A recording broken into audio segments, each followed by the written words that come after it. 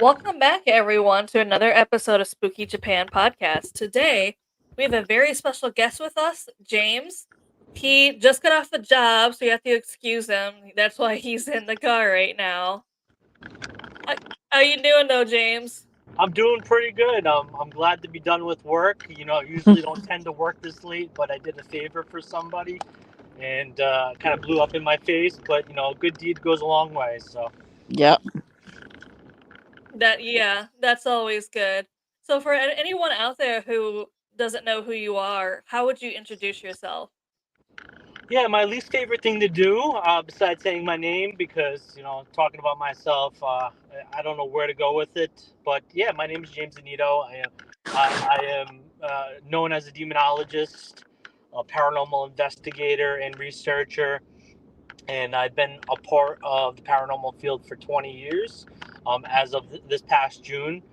And I've been thankful to travel the whole continental United States, basically.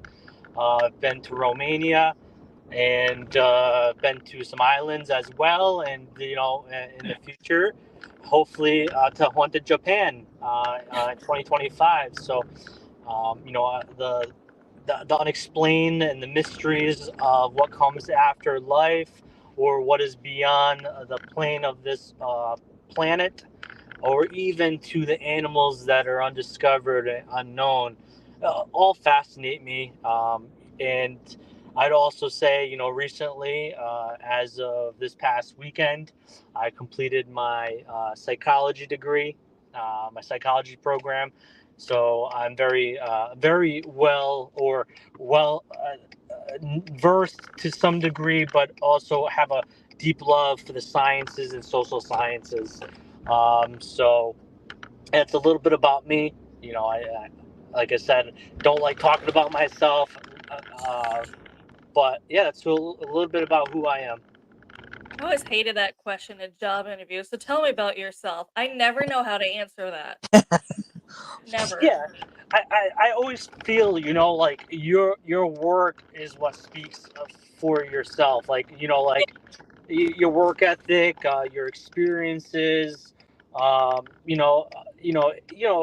you are and how you were raised is always Mhm. a great thing because it makes you the individual that you are. Mhm. But yeah, like. eh, it's always a hard question. There's some people that love talking about themselves and who they are, but unfortunately, that's not my biggest component of who I am. Yeah. I So agree. where did your paranormal journey begin? Well, I don't have the similar story to most people. A lot of people will say that they got into the paranormal realm because they had personal experiences, Mhm. such as living in a haunted house or Mhm. having an ability such as mediumship or clairvoyancy or clairaudiency or any of the other clear abilities or intuitions that people have. I didn't have any of those, and in some way I'm fortunate because I guess in some way it would have shaped me maybe a little bit differently than uh, who I am now. But a lot of the reasons I got into the paranormal were actually questions about a higher power. I was adopted as a child, and I was raised in a Lutheran family through this adopted family, Mhm. and I was told a little bit to a degree to why I was in that circumstance because I was 4 years old, so I wasn't fully cognitively there, but to Mm. some degree I can understand. I'm not with my mom and dad right now, and so I had a lot of questions about what was being preached to me about God, um, uh, and I had a lot of questions about it, and more when I developed my cognitive abilities and understanding of what was being said to me. I kind of really started diving deep into a lot of theological questions and into science. I always like to say I wasn't agnostic, atheist, or a Christian when I was a kid. I was a Darwinist. I loved the theories of evolution. I loved biology. I loved Mhm. empirical science or natural science.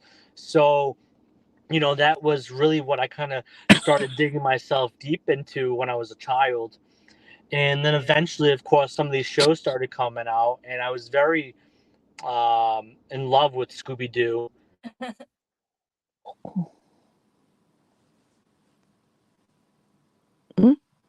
You still there? Froze. So a lot of those things started to have me lean towards the idea of there being spirits or ghosts or angels and demons, and other cultures of different religious and belief systems.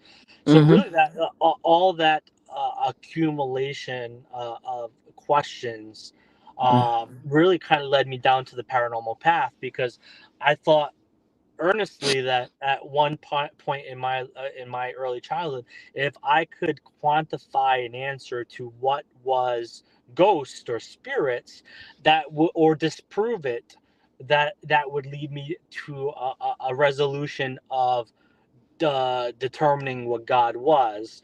Of course, as silly as that is, as thinking of it, how because of how in depth of a question that is, and it's been heavily debated for thousands of years through many different cultures and belief systems. Mm-hmm.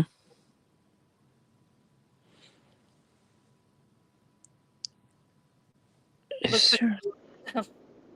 Okay. there he So, is. Yeah. So how did you become a demonologist? can you guys hear me? Yes. Yeah.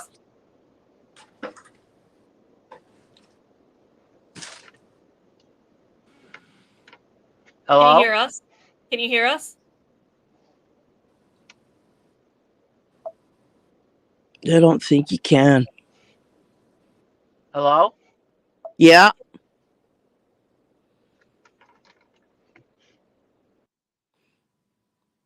He's gonna come back in again. Hopefully. Yeah. Mm. Mm. Mm. Mm. When you talk about a touchy subject, sometimes you it screws up your podcast. You know that when you talk about certain touchy subjects, Yeah. whatever it is, they don't like it. Right. That's what happens sometimes.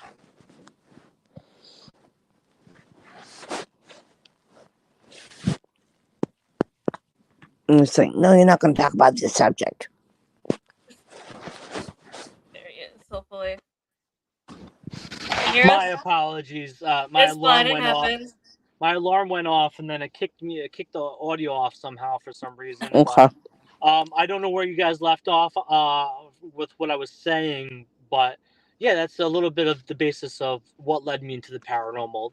Not a usual story that it usually is kind of explained. So the my kind of involvement is very unique in my opinion. It is. So how did you become a demonologist?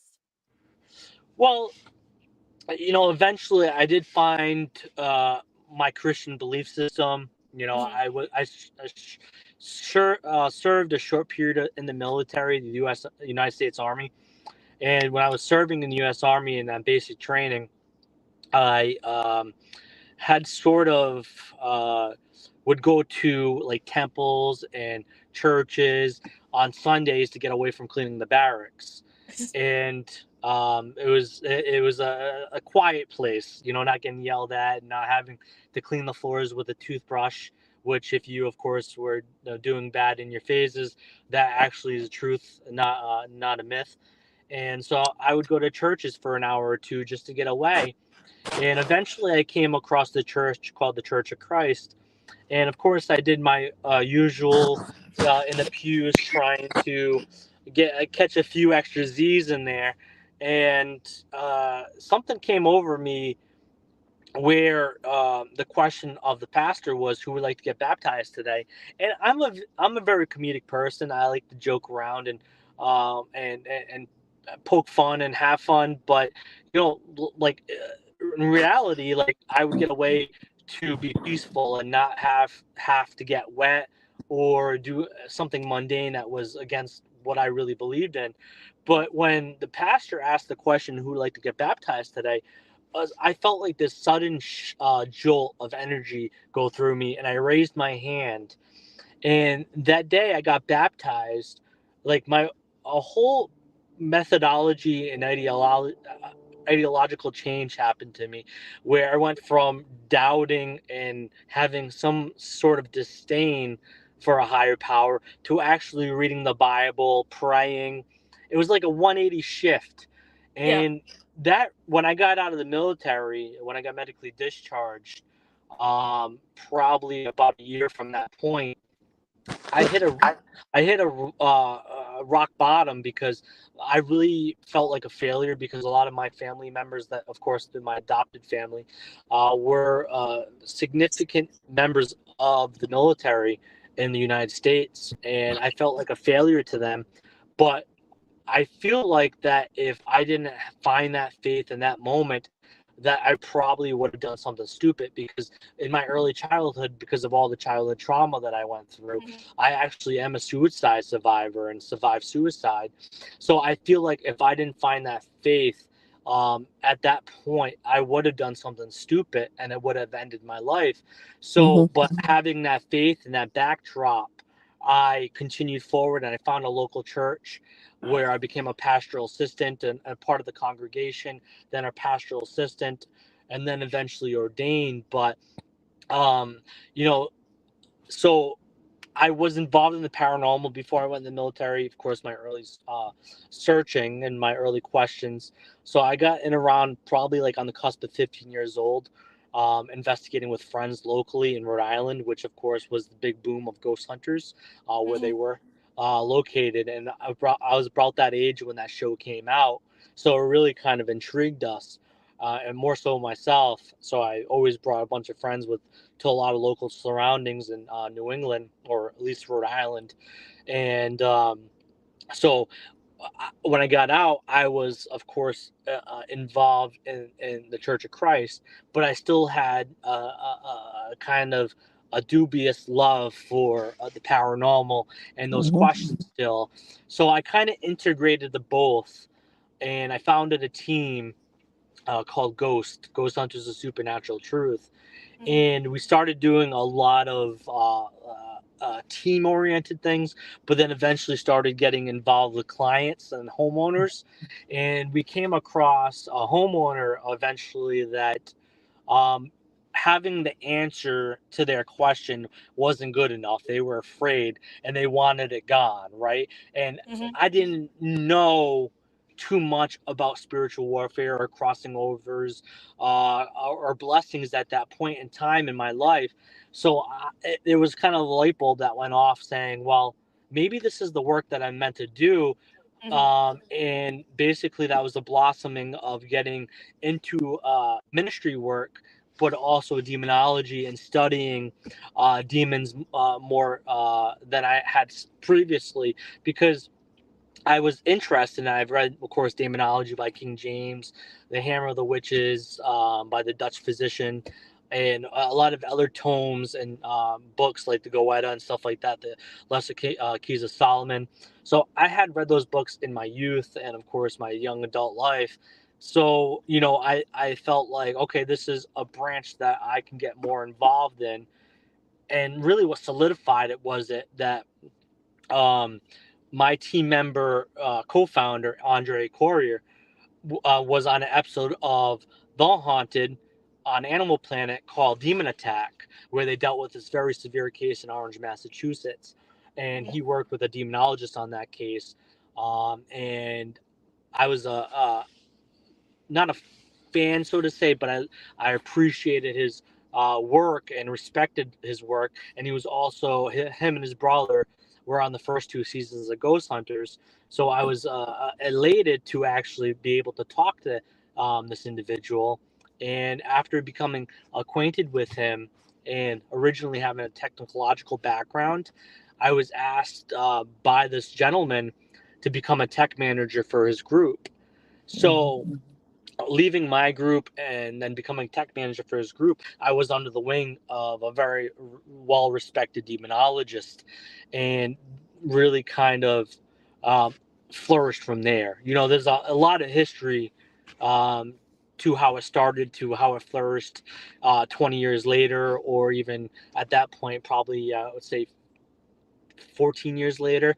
So a lot has changed, but you know, the idea of demonology always fascinated me because, you know, through cultural perspectives, there's always been a cultural view of good and evil in a lot of Mhm. cultures and a lot of religious belief systems, and that fascinated me and intrigued me. I always love asking someone who's a demonologist this just because I want everyone to know how much research actually goes into being a demonologist and having that title, just because there are a lot of people out there who wake up and they're like, you know what, I'm a demonologist, and I'm like, that's it's not how it works. No. It's not like, No, you go and start investigating, you're a paranormal investigator, you have the equipment, you do a little studying. I want people to actually know a lot of studying and preparation goes into yeah. being a demonologist, just because you can't wake up and say you are a demonologist. Yeah, and I was running a group called Duo Demonology for a long time with this gentleman. You know, we had broken away from each other for quite a while, and then we found we're no longer a part of that group. You know, we've went separate ways again. You know, growth comes in many different facets and ways, but you know, one of the things that we always lectured upon was there are two forms of demonologist. There's the demonologist that's an academia version of it, where they study, research, and just observe people's experiences in the sense of writings, and of course are somewhat theologians at times too. And then there's the applied demonologist, which is what more I lean towards, even though I'm Mhm. very academic based and I love science. You know, I'm an applied demonologist, so I take a lot of those personal experiences from these people, the theological aspect of it, and of course my own personal experiences dealing with clients and business owners and homeowners, or even other paranormal investigators, and I take all that academia and perspective and methodology, and I apply it by observing true life, real life cases. And I also come also to a degree with some way of a conclusion or a way to assist them. And a conclusion is a very hard thing to say because you can help somebody without ever finding the conclusive matter of why they were dealing with it. But I am a demonologist that really dives deep into the cause and effect of why they're dealing with what they're dealing with, and I Mhm. apply a lot of the social sciences into what I do. You know, a lot of the demonic cases that I ever come across, which aren't many, they're very far and few between. You know, Mhm. trauma was always prevalent in those Mhm. cases. I look at these things. There's unfortunately, and I'm not saying this to be a red herring towards anybody else, but there are unfortunately a lot of demonologists that feel like it's a cool title, that's read one or two books, watch Ghost Adventures, and it excites them. Like, demonology doesn't excite me. Yes, I love the academia aspect of it, and I love getting to meet new people and observation and applying.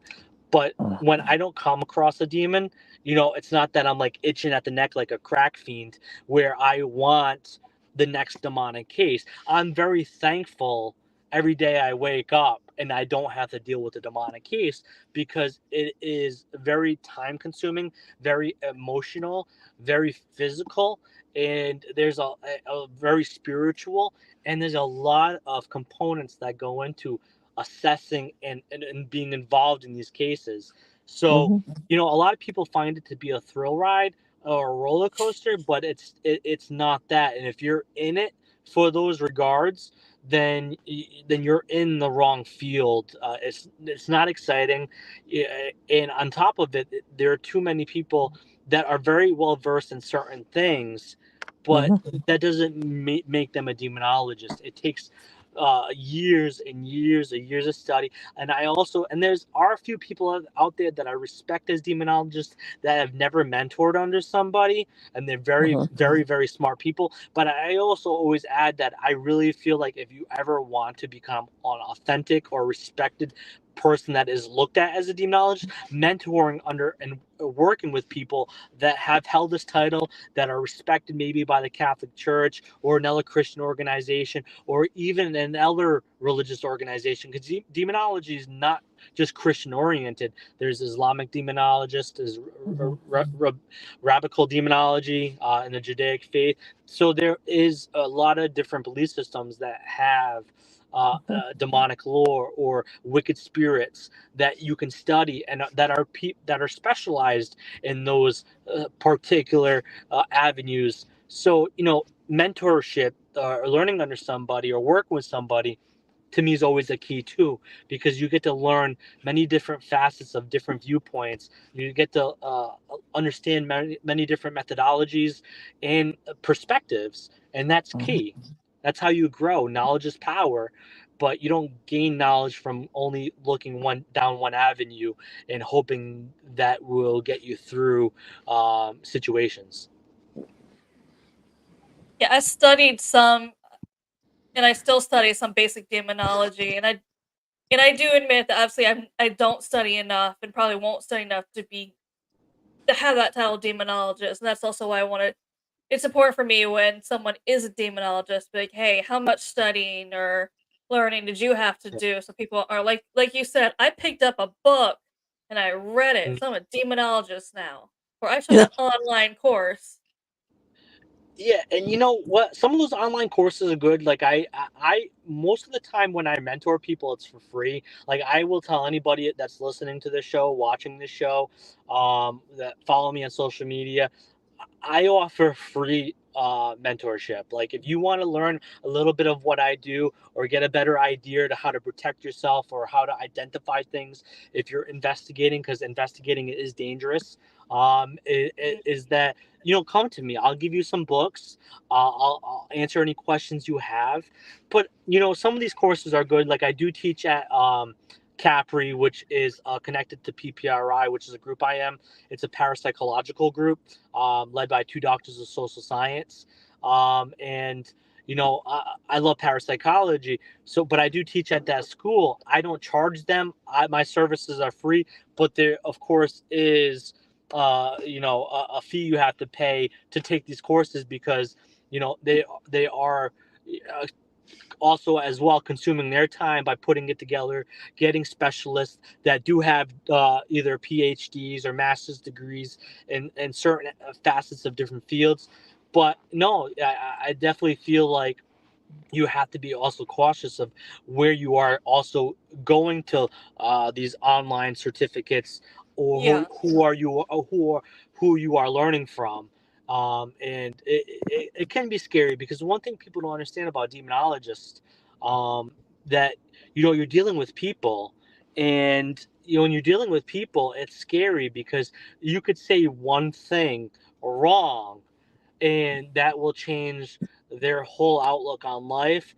Or if they have a psychological trauma or a mental illness, um, that Mhm, word or saying or sentence or paragraph, however you verbalize to them, could change their whole dynamic of how they live. And that is scary, because somebody could kill themselves or kill somebody else, or become so depressed and full of anxiety that they lose themselves. So you got to be careful of what you say, and mhm. that's what a lot of people don't understand about the work that I do. Mhm. Oops. I think we lost him again. Oops. People do not I, want spirits do not want him talking about demonology today. you see, this is what we're talking about, right? Yeah. Our subject creates problems. Usually it's you, Irene. I know. I know. Usually like F you, Irene, and knock you out.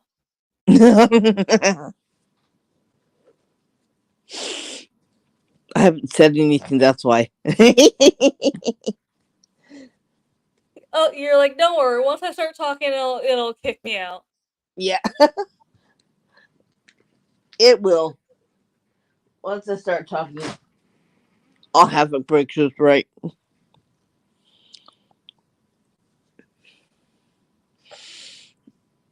Subject matter really matters in this thing when we're talking about it.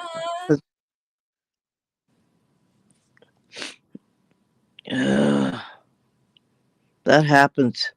It really does. This field is so crazy that it, it, the unknown kicks us out all the time. Yeah. Just a second. Somebody at the Hold door. on, me for a second. I'm like, why is someone at my door? Somebody's at my door. That's what a Japanese doorbell sounds like, everyone.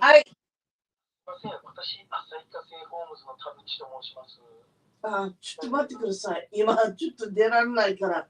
近くで工事をしますので、案内文をちょっとポストに投函させていただきます。はい、わかりました。はい。お願いいたします。はい。失礼します。はい。I switched to my computer because every time somebody called me, my alarm went off.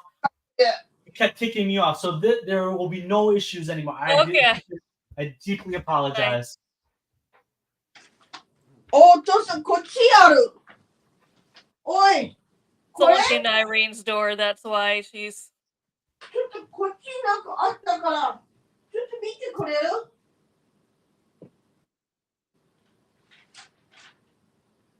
Is the audio still good on this end? It is, yes. Can you still hear me? I can. I'm so sorry, Amanda. Yeah, no, it's fine. It happens.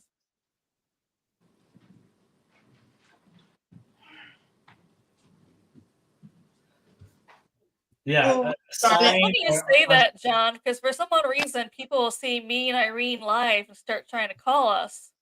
Mm. And we're like, you see us live. So you're like, oh, Irene's up. Let me go ahead and call her. I see that she's on Spooky Japan podcast. She's live. She's awake. I'm going to call her. And I'm like, and I was thinking, why do people call her when they, or either one of us when they see us live? I mean, I have that happen too, where people are like, oh, I see Amanda's up. Then to start calling me. And I'm like, you see us live. Or you have an awful guest that goes from a truck to a computer. Yeah. You agreed, Irene. That's not nice. Yeah.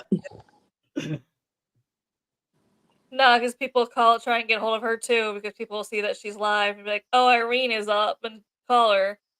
Yeah. You're on my podcast. Gee whiz, I'm busy, okay? Yeah. And then I'm busy. And then when the show's over, they try to call you again. And it's not finished yet, okay? We got meetings. We're still chit-chatting, guys. Yeah. We got work to do. You know, not everybody's free afterwards, right? Yeah. I might have to look into some of your courses, though, especially over here in Japan. We don't have anything like that to be able to, like, learn from. And then one thing you'll learn when you come here to Japan is paranormal is pretty much a taboo thing here. Yeah. They avoid it, like, basically they avoid it like witchcraft back in the day. Yeah. And if you are into the paranormal and admit it, you are kind of judged the same way. Yeah. And if you have any abilities, man, that's spooky. They run away from you as far as they can go. Like you're here and they go about left and they run and they're already halfway down the street and you say, "What did I do? What did I say?" Like, huh? Like, yeah, they're kind of like scared of you in a way. Well, so yeah, that's you think about it too, right? A lot of our Western culture mimics a lot of like the folklore and legends of like some things that originated from Japan, right? You know, like, but yeah, you know, Shinto is a very interesting belief system, which is very, has a lot of roots from animism, right? And I can definitely see why there be some hesitations. You know, once you know the loved ones are meant to go to peace, right? So dabbling in certain things like that. For a long time in America too, it was taboo, and not until the past probably 20, 30, 40 years that it started to really unravel. And that has a lot more to do with the shows and it becoming more an entertainment value. Look at what the horror movies that are out now. It used to slashers, especially in America, like slashers and like suspense movies. Now it's the Conjuring movie, which is a $1 billion franchise.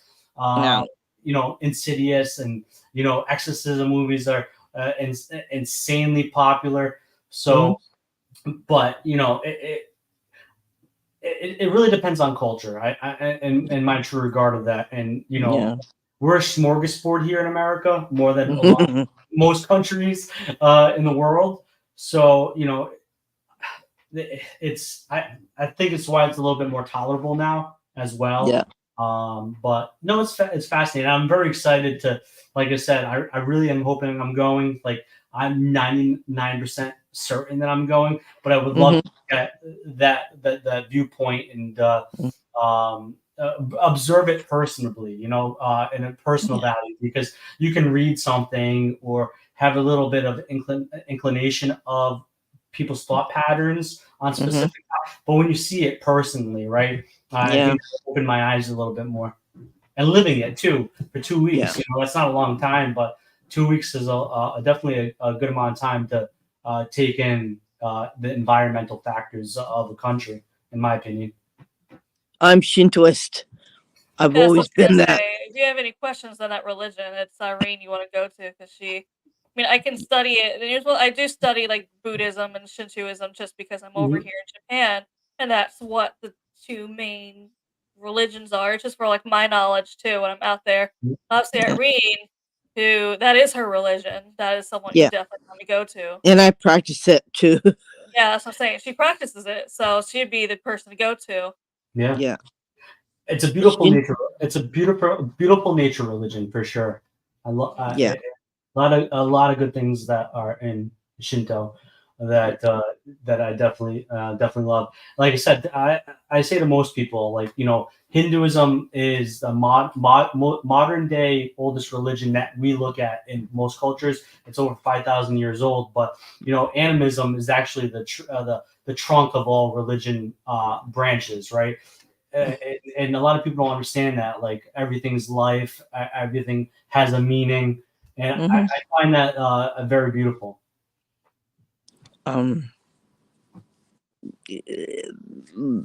It's a very hard thing to understand, because in Shintoism you really don't practice, or you really don't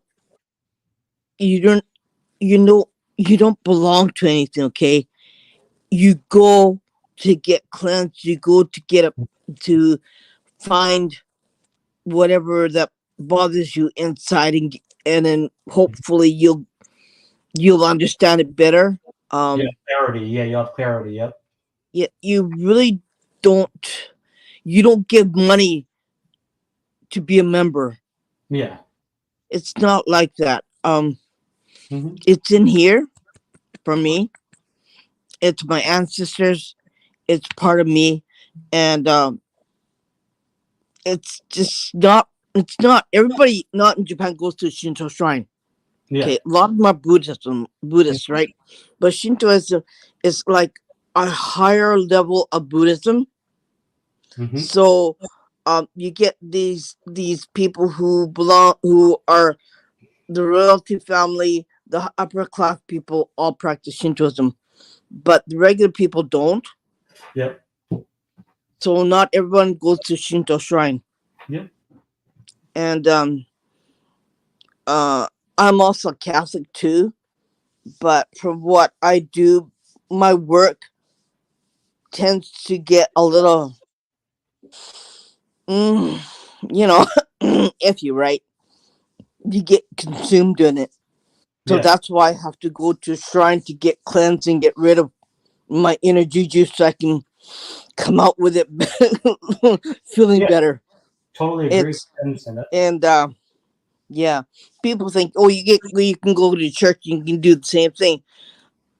but that's going to confession, right? You have to go to confession to get it done.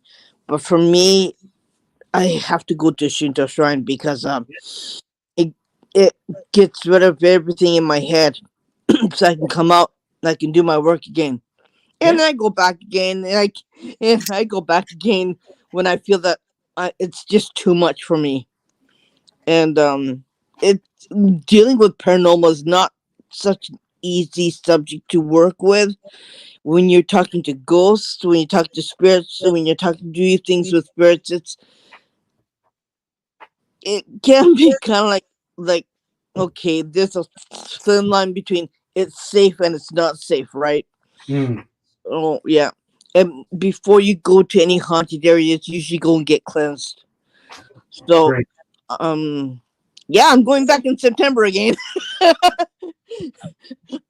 Yeah, I'm so a lot of dragging all people, my friends. Yeah, a lot of people when dragging all they my friends. do, a lot of people here when they do actually go to a haunted location, Yeah, they'll go to they'll go to the shrine before and after. yeah, Yeah. Just because it's one of those things where before, so I'm safe, after to get rid of anything that followed. yeah. And And before I to agree with remove before to remove everything that's in your head, and that. afterwards to get rid of anything that has Yeah. maybe followed you. Yeah. So you don't want to bring it in your home. And that's a methodology that a lot of demonologists that are very well respected do, Yeah. or just folk in, of course, Catholicism or Christianity, that know this kind of work. Is that I always tell people before I go into investigation, especially because I'm dealing with a lot of people that are being tormented or scared or confused, that I always self-reflect. I always pray. I always clear myself of my life before I go into somebody else's life. I clear Yeah. myself of my troubles and issues, Yeah. because you can't bring that on to somebody else, No. or to communicating to something that you have very no knowledge of, really. We have an inkling of an idea, but it's theory. And then of course afterwards, I'll say prayers of retaliation, or I'll go to church, and of course taking the Eucharist, but so basically we do the same thing, different methodology to a certain extent, but Yeah. it's really important to clear yourself before and after. Clear yourself of your own wrongdoings or your own sinful natures or your own thought patterns, and then of course go in there with a clear mind, being neutral, and then afterwards, of course, severing any connections that you might have opened by opening a line of communication, or of course even the people that you're dealing with, of transference of energy and emotions as well. A lot of people don't believe in getting rid of your energy inside before you go into a situation, and cleaning it after you finish the situation. A lot of people don't believe in that. And it's really important not to bring your junk with you when you go in and when you leave. And yeah. It's a good point, because one of my theories, and about a lot of paranormal places here in America, which are all, of course, littered now with a bunch of people going there. But a lot of the places that I've been to, and my theory is that a lot of what is there now is baggage people have left there by visiting there. And so a lot of the activity that you might be experiencing didn't come from the fruition of those grounds, or the situations of what happened there, but what the people that have come there to observe or investigate or figure out, and they left some of their baggage there, because they don't sever that before they go there, and they're still having these issues, their own turmoil, and they leave that there. And I'm a big component of thought forms and all that stuff as well. So sometimes I feel like people put enough perception in something, you can create something and linger it there as well.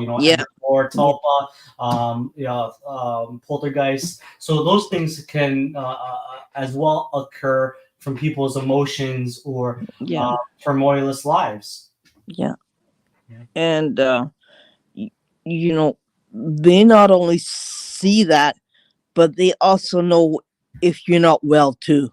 Of course. Yeah. Physically. and And mentally.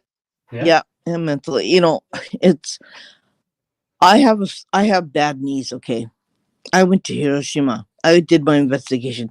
I came out crying because my knees hurt so bad, and I was packing with everything that I had, and they still came after me. And so you have to understand that even though you're prepared, you're not prepared when you go into the situation, and you don't know how strong they are too, because they can be so strong, like it can just mess with you physically, and not just mentally, but physically too. It can mess with you, and that's the one reason why people have to be careful of what kind of video they post, what kind of video they put out there for the public, because not all of it's safe and not all of it's good.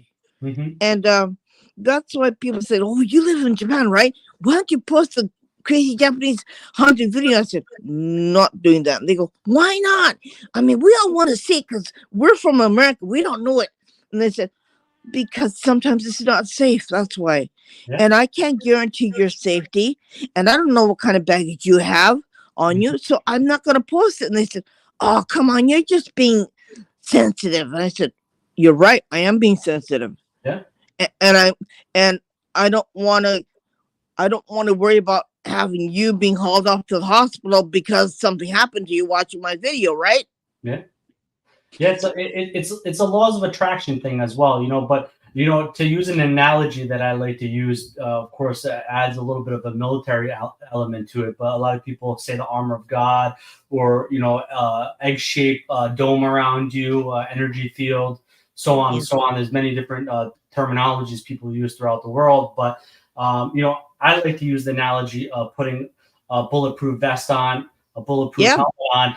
You get shot, you could still die even that you had that stuff on. So you could put all that protection on, but that doesn't mean that you're not impenetrable, right? Any castle can fall, any fortress can fall, anything can fall. So you always have to have that cautious nature to you. But even with that protection and that cautious nature of you, that doesn't dilute the fact that you could still get something to follow you as well, or intercede into your life and affect you. Yeah, you know, because I don't care how strong you are, I don't care how protected you are. I don't give a behind, because I don't know you, you don't know me, you don't know the video. I know the video, but you don't. You know, and you can't be naive about it, right? And you can't say, "Well, you know, I'm good, I'm strong, you know, I got all this thing, and you know, I'm a hefty person, I'm a big guy." I go, so yeah, no, I agree. Like, you know, having a good faith and a good standing with whatever your higher power is or whatever your belief system is great, but at the same time too, that's not everything. It also has to deal with who you are as a person, what things that you are involved with in your life. You know, things intermingle, right? So I applaud myself by having a strong faith and love for what I believe in, but that doesn't denote the fact that we all have bad days, or there's a hole in our armor. So anything's very plausible when you're dealing with the unknown. If it wasn't called the unknown, then we would know what it is. And that's everything. It's like I always say, we could deal with it, right? But we can't, and we don't. And my mother always said, "Fear of the dead." Because I said, "Why?" Because they see everything, they can do everything. It's just because they're not alive doesn't mean that they can't do anything. Because because they don't have a body, they can do whatever they want, and a person cannot. And that's why I always respect the dead, even to this day. And I keep that in my head, fear of the dead, because the dead can be stronger than the living, and they see everything. And that's why you have to respect them more. And and I agree with that 100%. That's why I always respect the dead, whether they're bad or good. You have to respect the dead, and you never get them angry. You never tease them. You never taunt them. You always respect them, whether you like them or not, whether they're horrible or not, whether they're bad or not, whether they're good or not. I agree wholeheartedly. You know, as a demonologist and somebody that administers in deliverance, is that I always say, you know, that a wicked spirit or demon might be evil in nature, but you have to respect them. You have to give them that respect. You can't provocate them. You have to come in there with that respect, knowing that you're not better than them, and a lot of people don't understand that. Like, a lot of people start going and yelling and saying negative things, but that is not respect towards them, and that will do more just to the whole situation than having a mutual respect with what is there. And you have to show that. I'm very respectful. Like, a lot of what I do is serious, but like I said, I bring a form of levity to it. Like I said, I'm a jokester, so I like to make people laugh. I like to make the situation very friendly and cohesive to everybody. And you have to approach it with that, because if you go in there stoic and nothing's going to touch me, you know, I'm better than this thing, I can remove it, then, you know, that is what's going to put you at harm. But not just yourself at harm, other people at harm, the family, your other team members. And you have to be always cautious about the people around you when you're doing this, because it's not just about you when you're with people. It's about the whole community, the whole people, the entire audience that you have in front of you. Yeah, it's about your team with you. It's about the team that trusts you or wants is a part of you. You have to be cautious of everything around you, and you have to make sure that you're going to keep yourself safe, your team safe, and the situation safe, so you don't get everyone angry. And I do agree with you, not going as a frowny face or being stoic about it. I also like to have fun too. I think it helps with the monotonous that I do. It's the most difficult job in the whole wide world. I call it a job, okay, because paranormal is my job 24/7, 7 days a week, and every single day. And you live with it every day, and it's a really it's a heavy subject. It's hard. It's it can be really monotonous. It can be really dangerous. It can be really sad. It can be really enjoyable, but it gets to you sometimes, right? And you have to let it out. You have to bring a happy side to you. If you don't, it's gonna drive you absolutely bonkers. Of course, and I've seen many people go bonkers. I've gone bonkers. You know, I've had to take breaks here or there from the time, because it becomes so intertwined with your life, entangled, that you have to take your breaks. You have to understand, like a job or a career or vocation. There are times in your life that you're going to have to step away, take a vacation, take a few days off for mental health or your physical health. You have to have those same regards to this, especially if you're dealing with it quite often as yourself or myself or other people that might have as well. You have to look at it in that spectrum, because if you don't, it's going to eat you alive. Yeah, it's exhausting actually. So that's why you should take a break after it's like after speaking to so many spirits. I get so tired that I said, okay, I need my time. And they're around you all the time. You can see. That's why I don't like going outside, because when I go outside, that's all I see, and that's all I hear.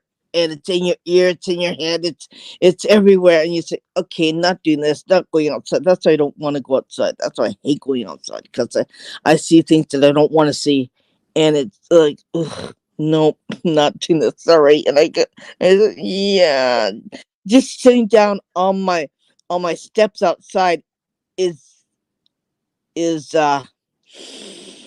shall we say challenging enough for me. and and you say, and people say, oh, you're nuts. I said, I'm not nuts. I'm just more sensitive than you are. I see things more than you do.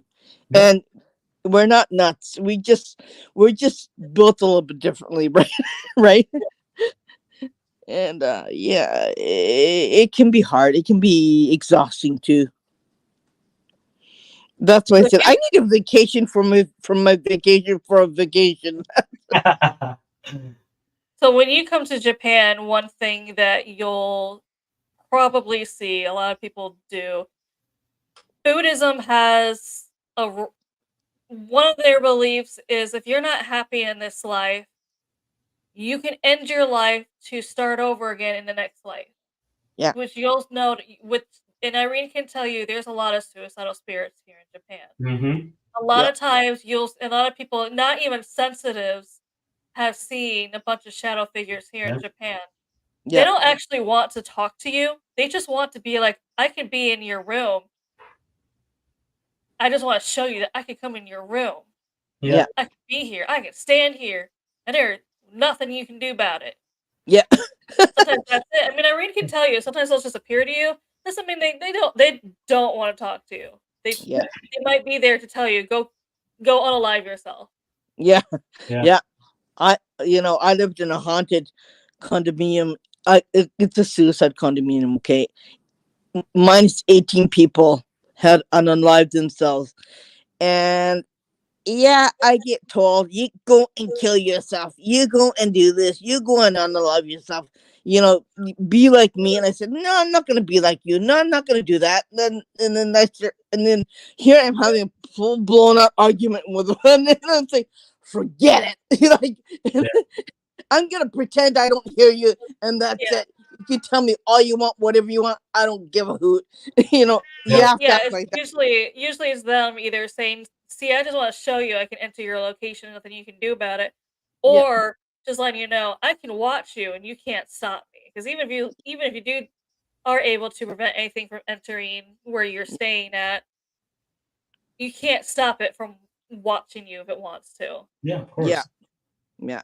And especially on Amanda's side, a lot of people who have died before their time, they were killed, and especially around Nagasaki, it's really bad.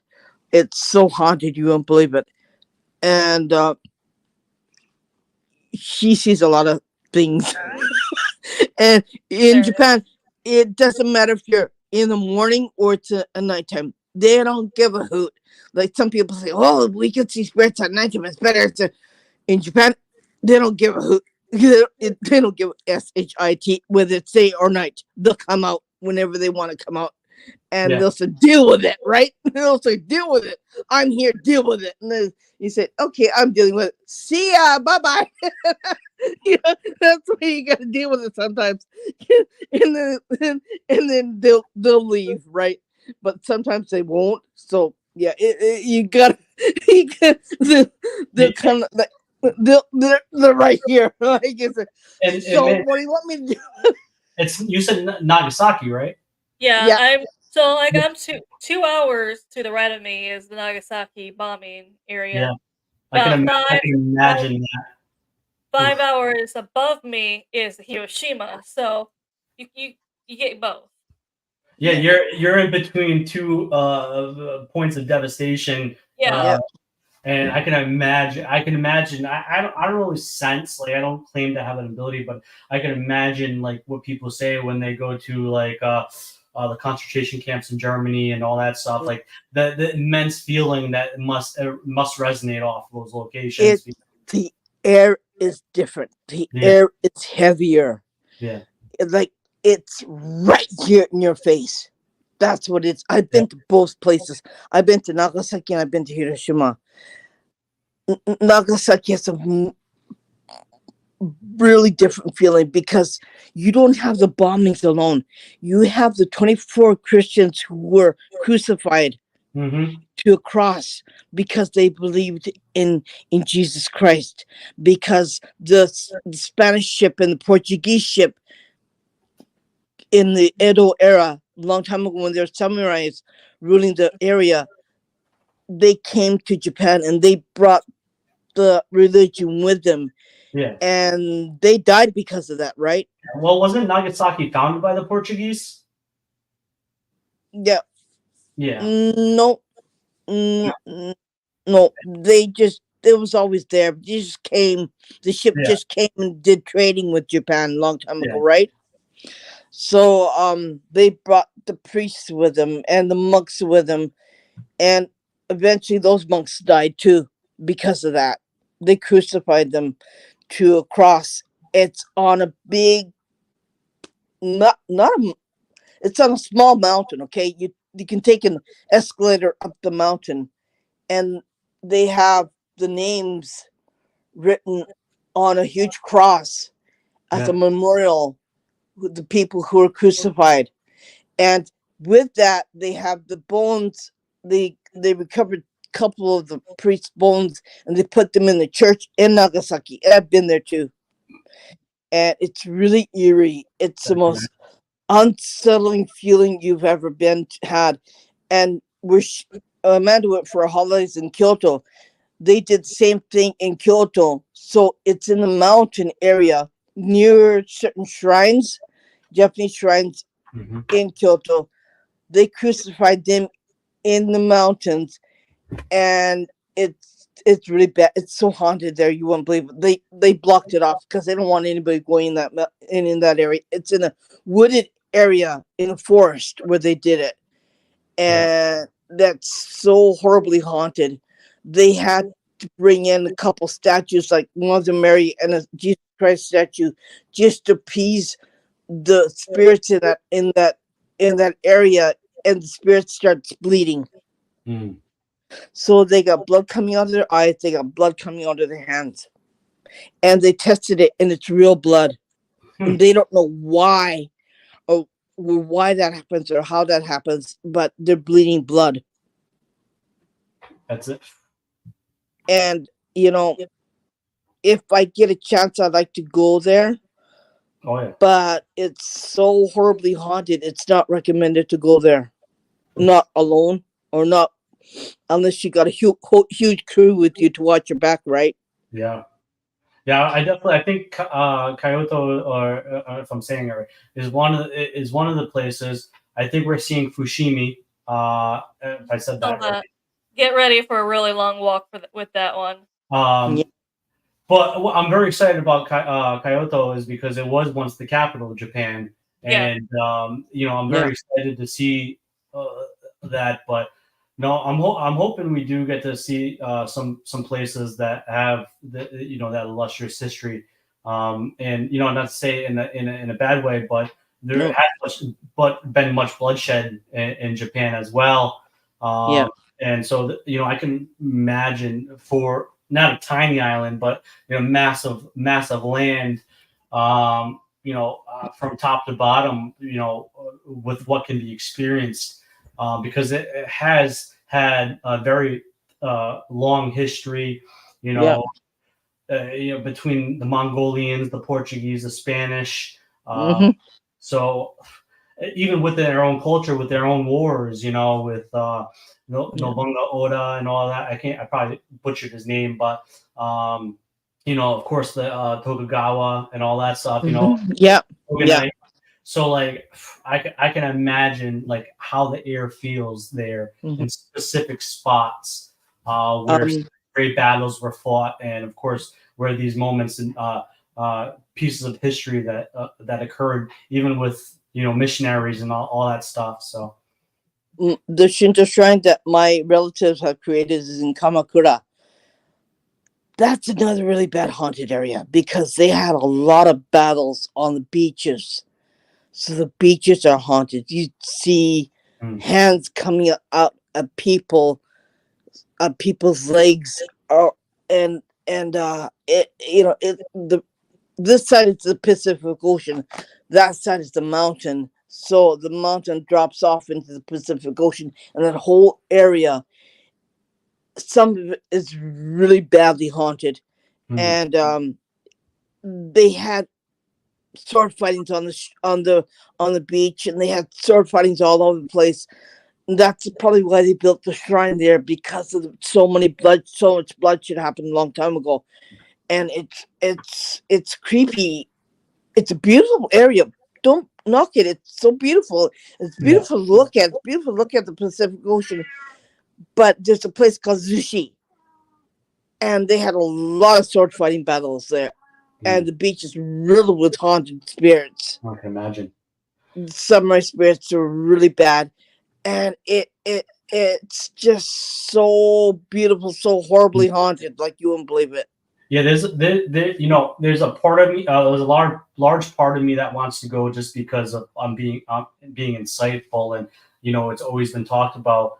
But there's a good portion of me too that's very hesitant. But we're supposed to go to Ekugohara, and I've heard many stories of that forest, and the legends of that as well. So I have a feeling that on our journey we're going to go through a lot of places, and we're going to feel it and experience things. So when you go to Aokihara, be very prepared and be very mindful, because it can be pretty nasty as a person who doesn't know what to expect.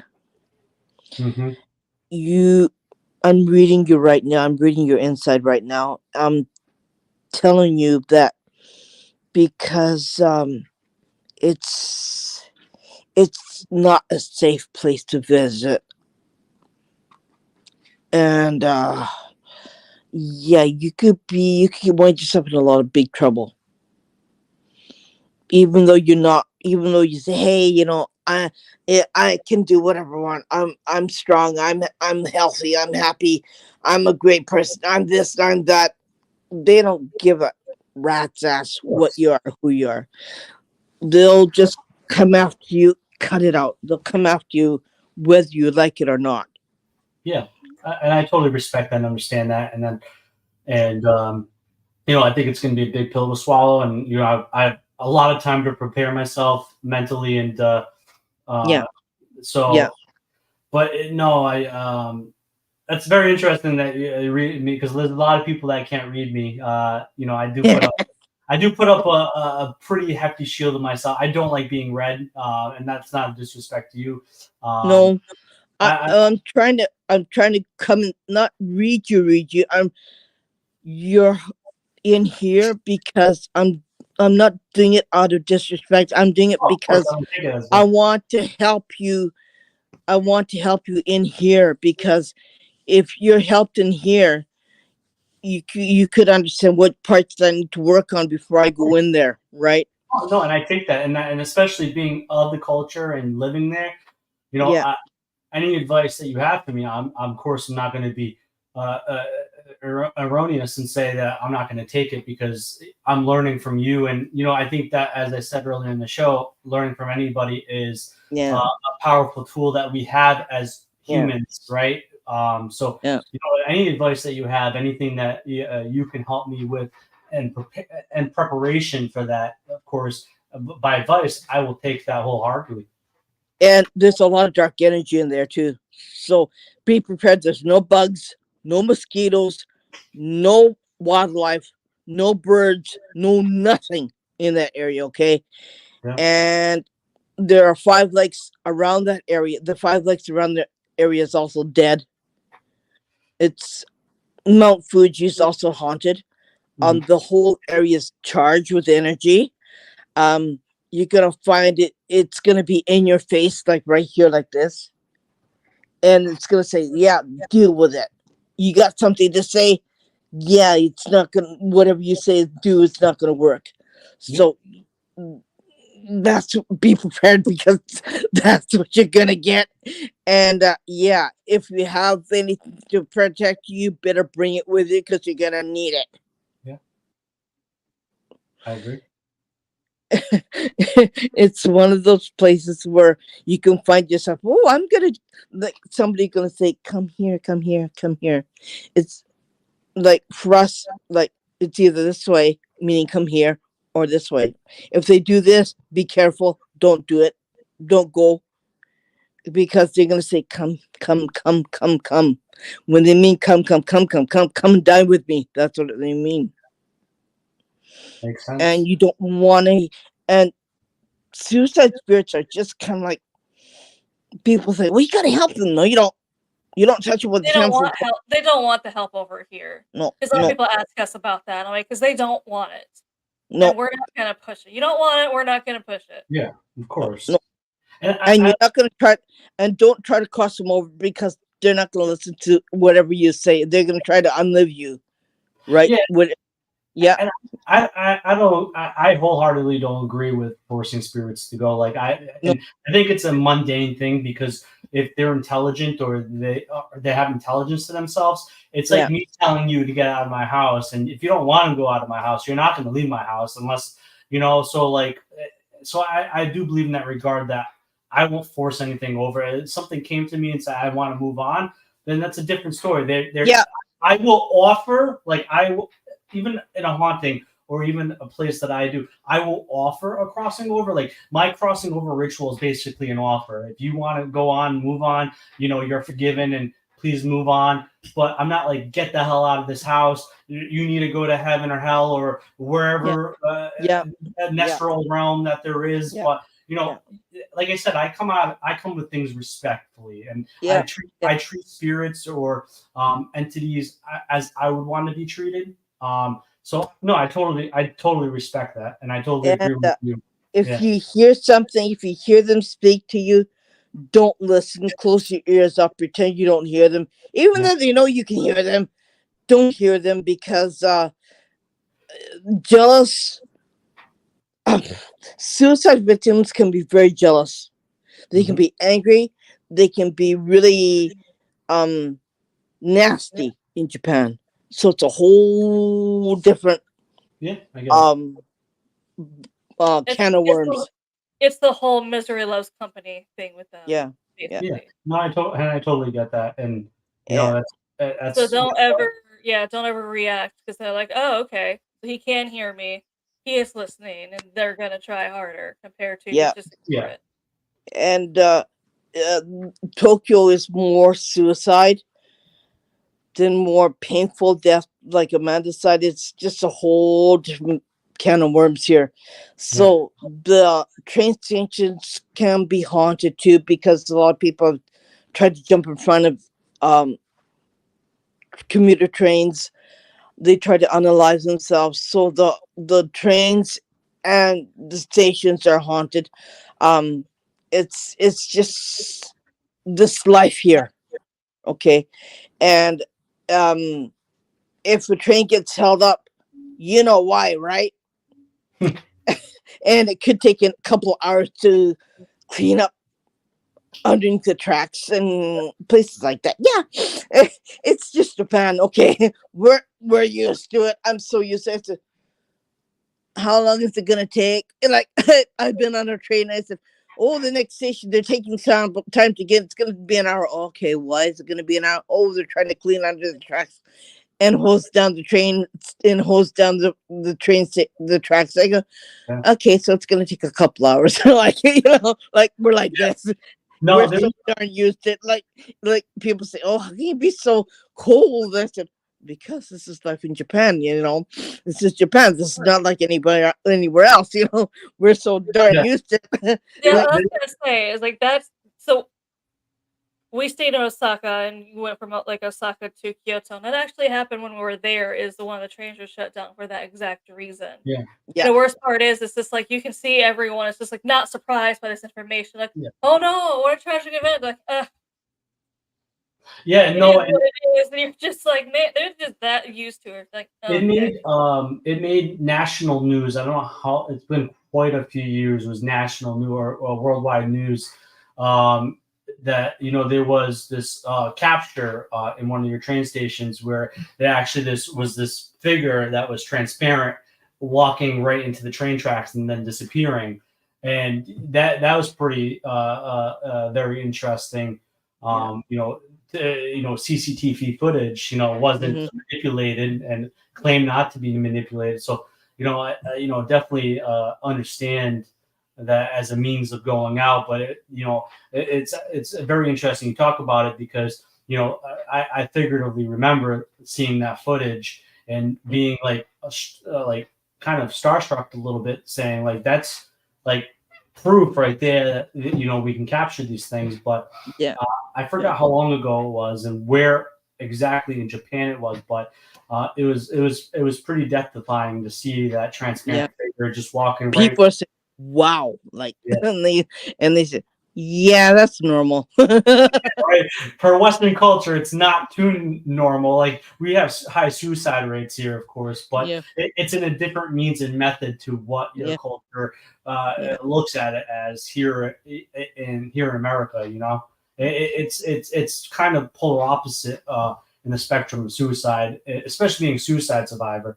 It's less of our culture here, more than more so it is as your culture in Japan, but it's definitely looked at as much differently as well. And that's an outsider's perspective of it, being here in America, but it's probably true. There's a lot of earthquakes too on this side of Japan, more on her side. It's just, it rumbles, and that's the thing about it, is that it happens early in the morning. Okay, like we're talking 3 or 4 o'clock in the morning, and then everyone says, "Oh, you gotta wake up! You gotta wake up!" And said, "No, I'm gonna go back to bed. Good night." I pull the covers over my head and said, "Hell with that! I'm not holding up no furniture. I'm gonna go back to sleep. You can rumble everything. You can do whatever you want. I don't give a hoot." And everyone else saying, "Oh, are you okay? Are you safe?" I go, "I'm fine." They go, "You're sure you're okay?" I go, "Yeah, that's normal." And we were doing a podcast one time. Remember, Amanda? I said, "Yep," and she's like, "Oh, just an earthquake," and we still kept going. Yeah, and then we kept going, and she goes, "You're sure?" I go, "Yeah, my lamp is. I have a particular this lamp here. It sways, okay? Yeah. That lamp sways, and it goes back and forth, and that's the ominous part where I can see if the land is moving. It goes this way, and it goes this way, and it goes like this way all around. And you go, "Ooh." I'm getting seasick. I said, and if that happens, don't worry about it. It goes away. Oh yeah, I've seen videos where people were live streaming and all of a sudden an earthquake happens, and the comments were, "Why is this person so calm? Why are these people so calm? I'd be terrified." I'm like, "Because they're used to it." They're like, "Oh, here we go." Yeah. We just open up our windows and our front door so you can escape faster. But yeah, I mean, yeah, that's the normal thing. Open up your windows, open up your doors so you can run out of the house, right, when you need to. But a lot of times we don't. We just, okay, yeah, is it over? Yeah, it's over. Okay, aftershock. I'm getting sick. Like, make sure you got enough water in your house so you don't have to worry about if you need water. Turn off your gas, because our stoves are mostly gas, okay, not electric. So you have to turn off your gas, and it has automatic shut off valve too.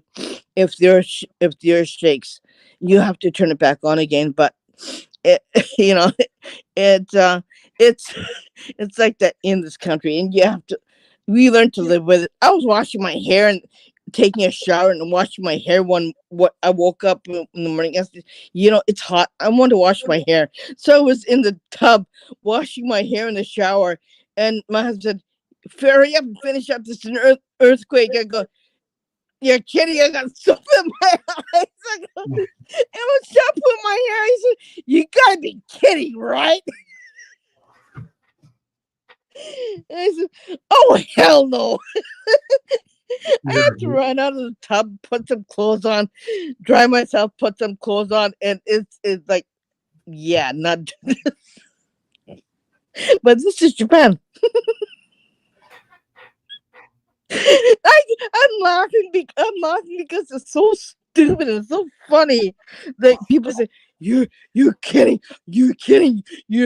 why you laughing? Because it's so hilarious. That's why.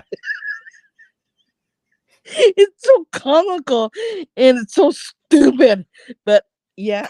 This is the country. You're a hoot. I love it. It's just like that, it's just like that. We're just, yeah, you have to be hilarious. You have to laugh about it, because if you don't, you're gonna fall off the cliff, right? But yeah, um in this part in Tokyo, it can get really crazy.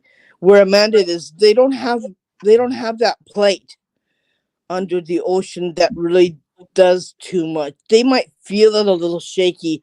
They might feel a couple of shakes. It's not that strong as it is here. Yeah, not as strong as Irene would. You could hear the earth rumble before it happens. Like it would like, ooh, it'll come out like that, and he said, uh. Japanese phones also usually tell you 30 seconds before an earthquake is supposed to hit. Yeah, my phone starts screaming. So yeah, Warn you.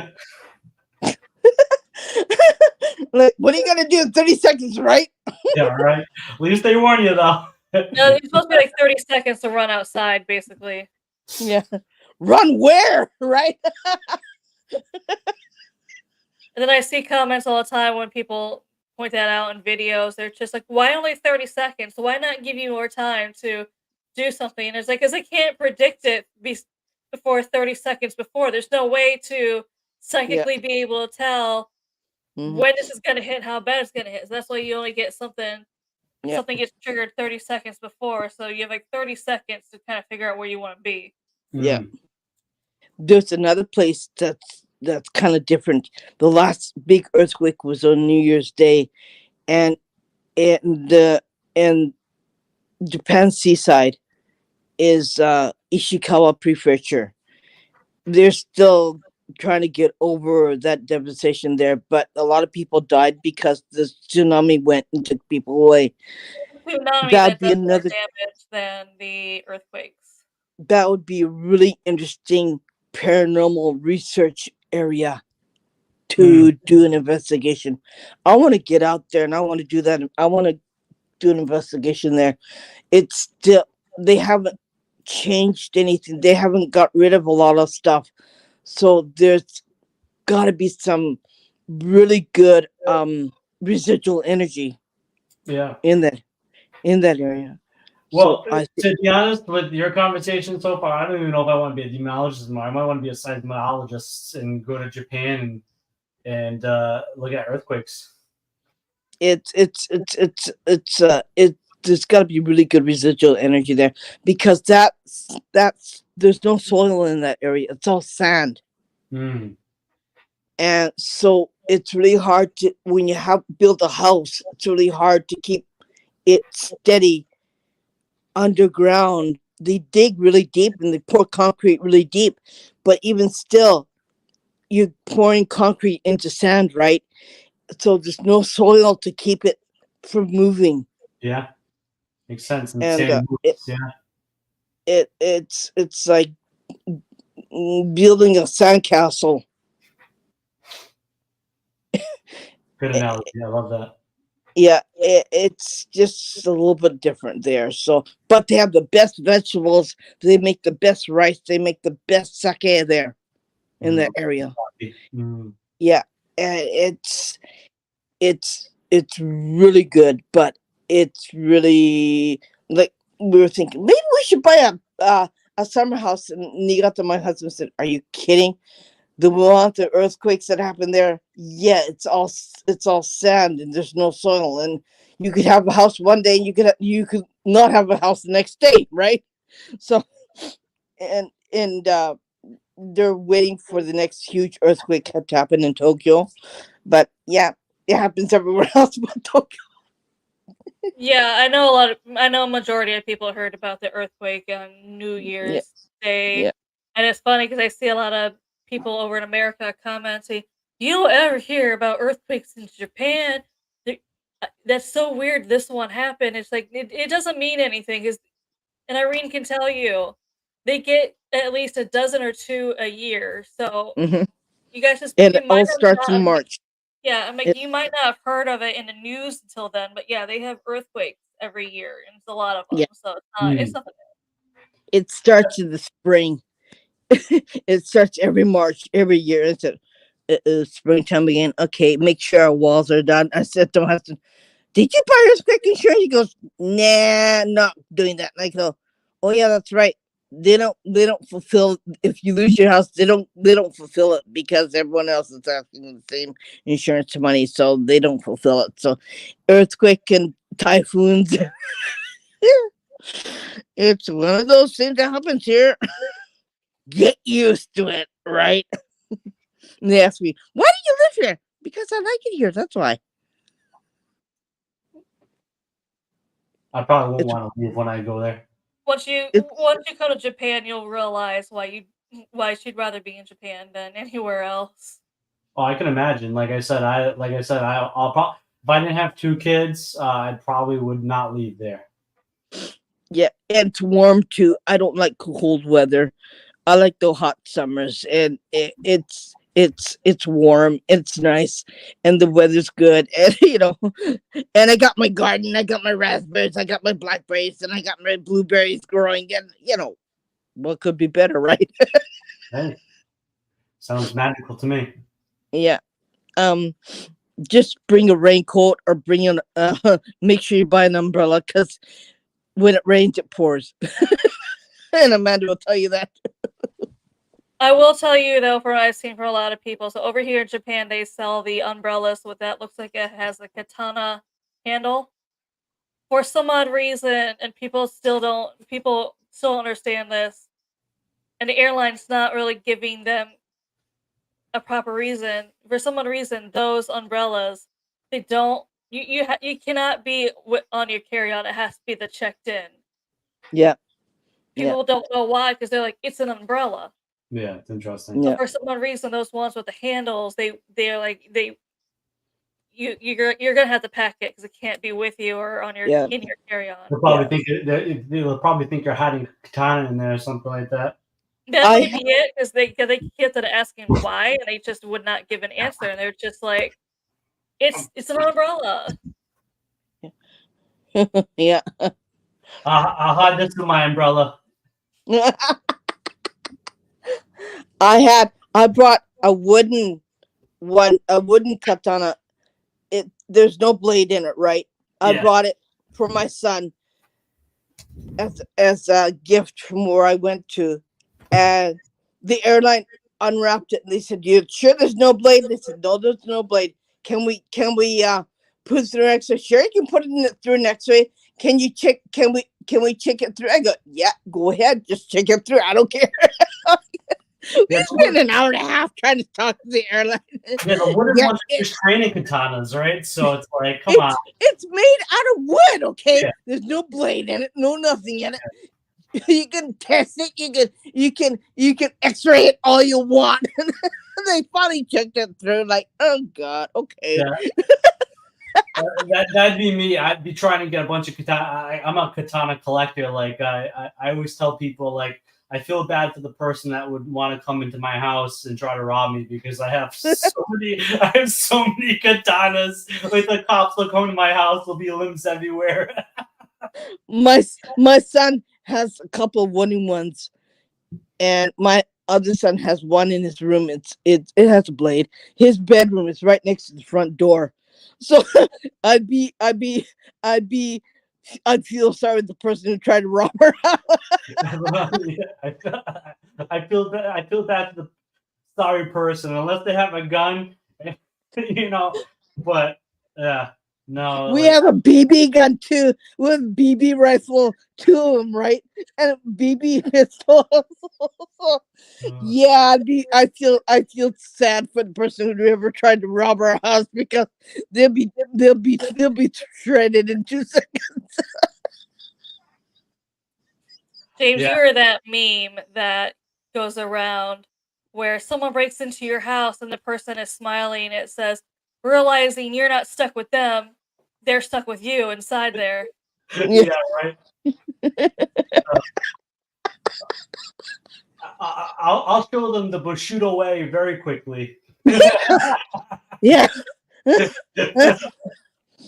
Like, how do you like your meat, right? Tenderized. and outside it's hot, so you can cook it on the stone, right? It's just bad humor. Mm. Yeah. Definitely reading about Japan, especially paranormal Japan, is different than actually being over here and experiencing it. Because we've had someone come over here and investigate, and they said they studied everything they could, they read everything they could, and I kind of wish they talked to us before they came here, just because we were just like, this is how it really is, and now they're just like, man, I wish I would have. Now they have a whole list of things they would do differently to investigate over here compared to Yeah. in America. It's like it's not the same thing. It's No. not. Because there are some places that are off map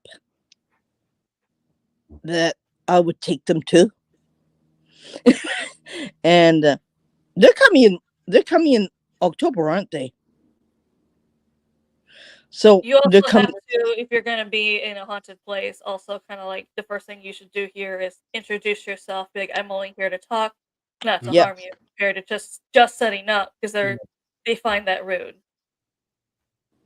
That's the first thing you do is go there and start setting up. They're going to find that rude. You might have offended them already.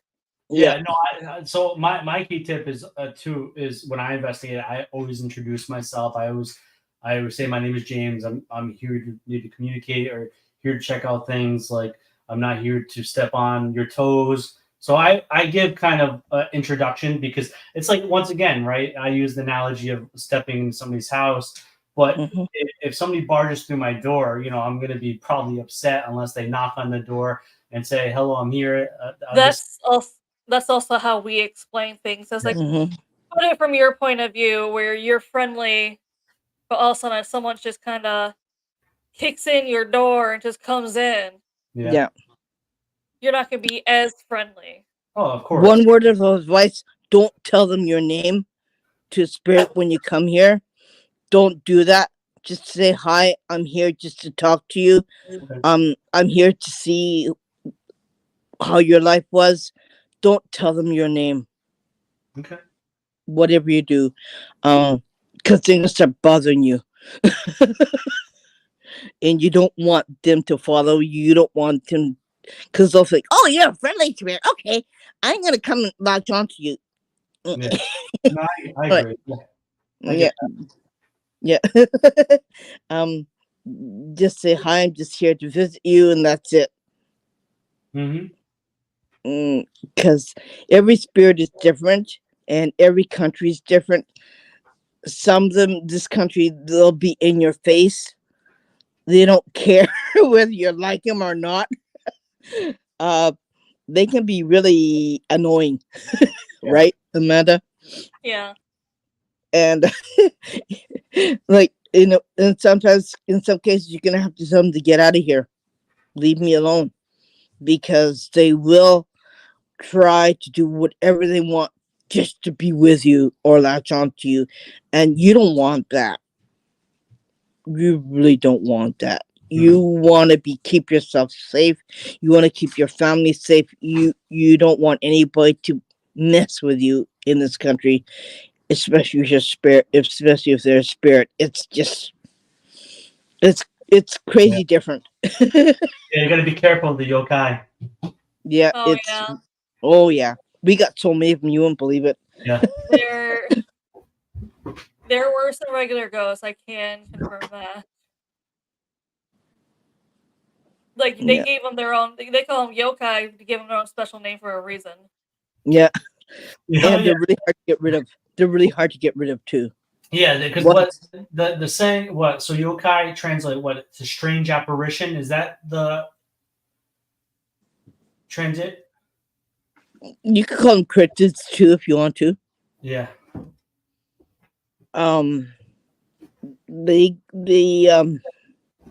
They once they come into your life, you want to really get rid of them because you can't have them in your home. You can't have them near you. You can't have them attached to you. It's just something that's a big headache. Mm. And yeah, that's why in Japan they're afraid. How am I gonna put this, Amanda? They're not. People are kind of like they're weary. Okay, they're afraid but weary. So they know this haunted country's haunted. They just don't want it to bother them. Mm. They'll know it's there. They see it's there, but yeah, as long as you're on this side, I'm on this side. That's fine. Yeah, and that's also what I tell people. Is that's one thing when walking my dog. Is I've seen several. They don't want to talk. They just want to be like, "This is my little Yeah. part. You stay on the other side of the road." So I'm like, "Yep, I just keep on walking. Stay on the other side of the road." Yeah, yeah. So Right. I'm gonna keep on doing what I'm gonna keep Yeah, no, on. I'm like, I'm not gonna bother you. You don't want me to Yeah. bother you. I'm not gonna bother you. I'm just gonna keep Yeah. on going. Have you guys over there, maybe Irene more so, Amanda as well? Have you guys ever come across a kishin?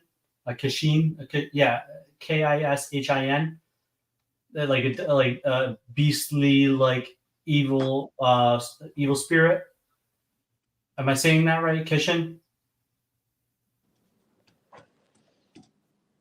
I don't know what that is.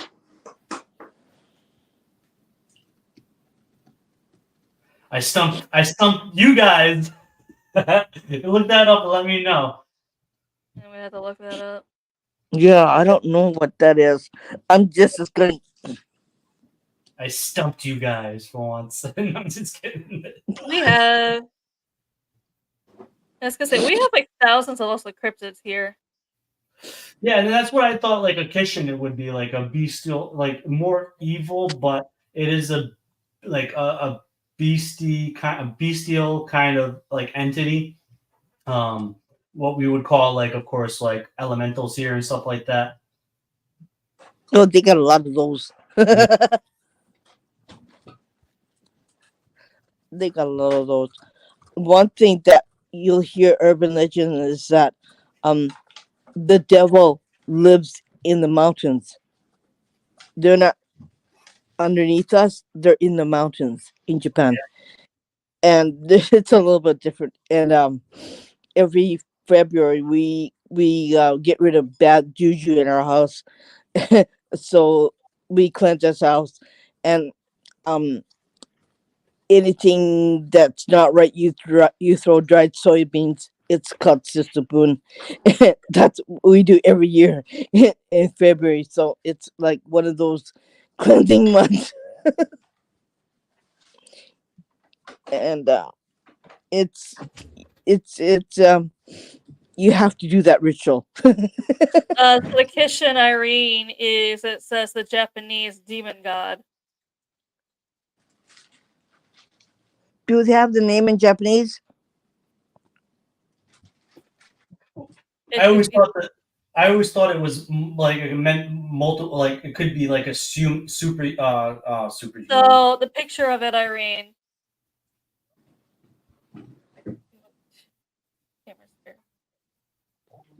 That's hard to say, yeah. Because I always thought it was like supernatural being that was connected to evil, but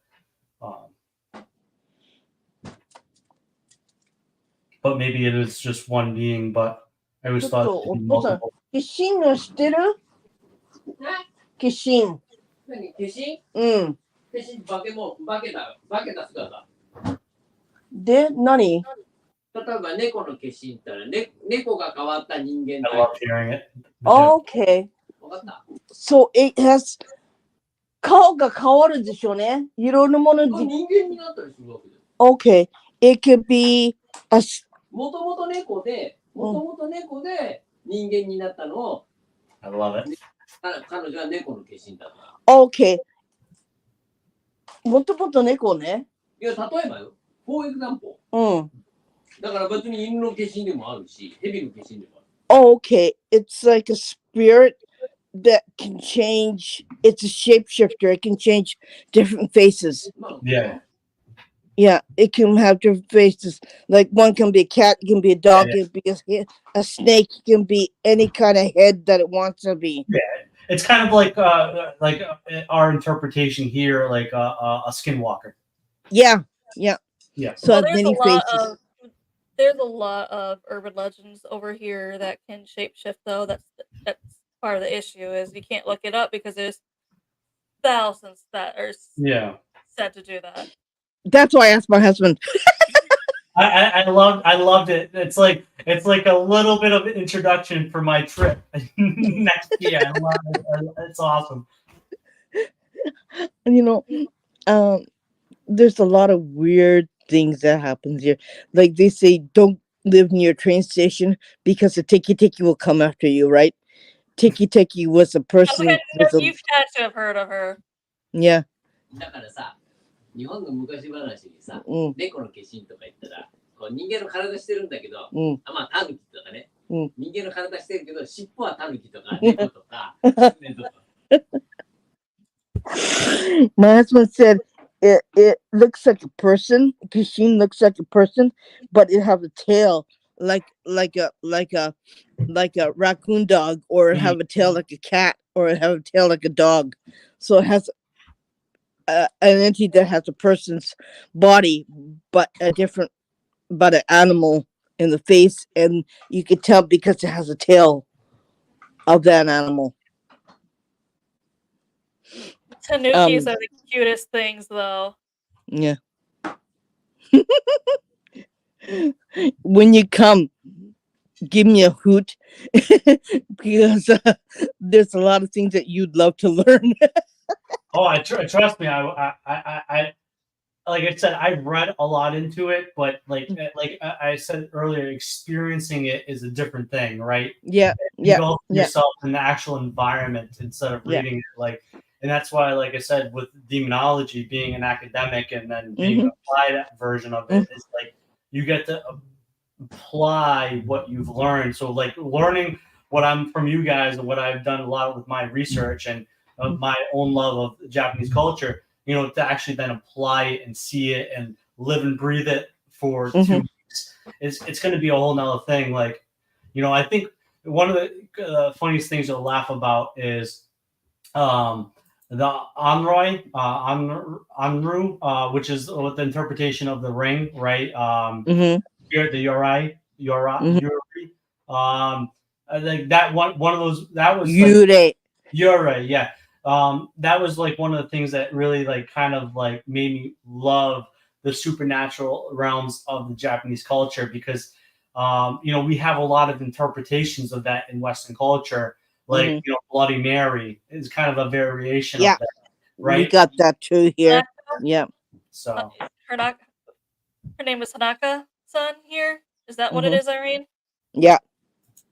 Yeah, because it was based on a true story, if I remember correctly. Like that it was based on the novel Dark Waters, I believe, but it was like an account of a true story that he wrote the novel Dark Waters on, I do believe, and then of course they made it into the movie The Ring. Or there's also the Japanese version of it. I forget the name of the Japanese version of it, but then of course I've seen it. Irene, is it Ringo?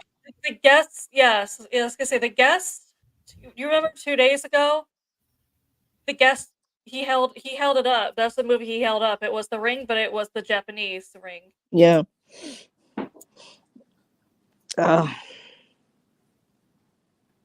Yeah, I remember that one. You have to. There's a lot. When you go into your hotel room, okay,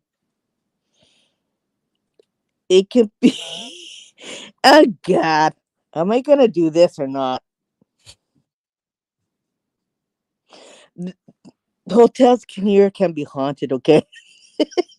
Almost everything here is haunted, so I suggest you cleanse your hotel room before you sleep at night. Oh, I feel you. There's a lot of hotels here haunted as well. So trust me, I make sure my place is as peaceful as it can be. Because they like to come to you in the middle of the night.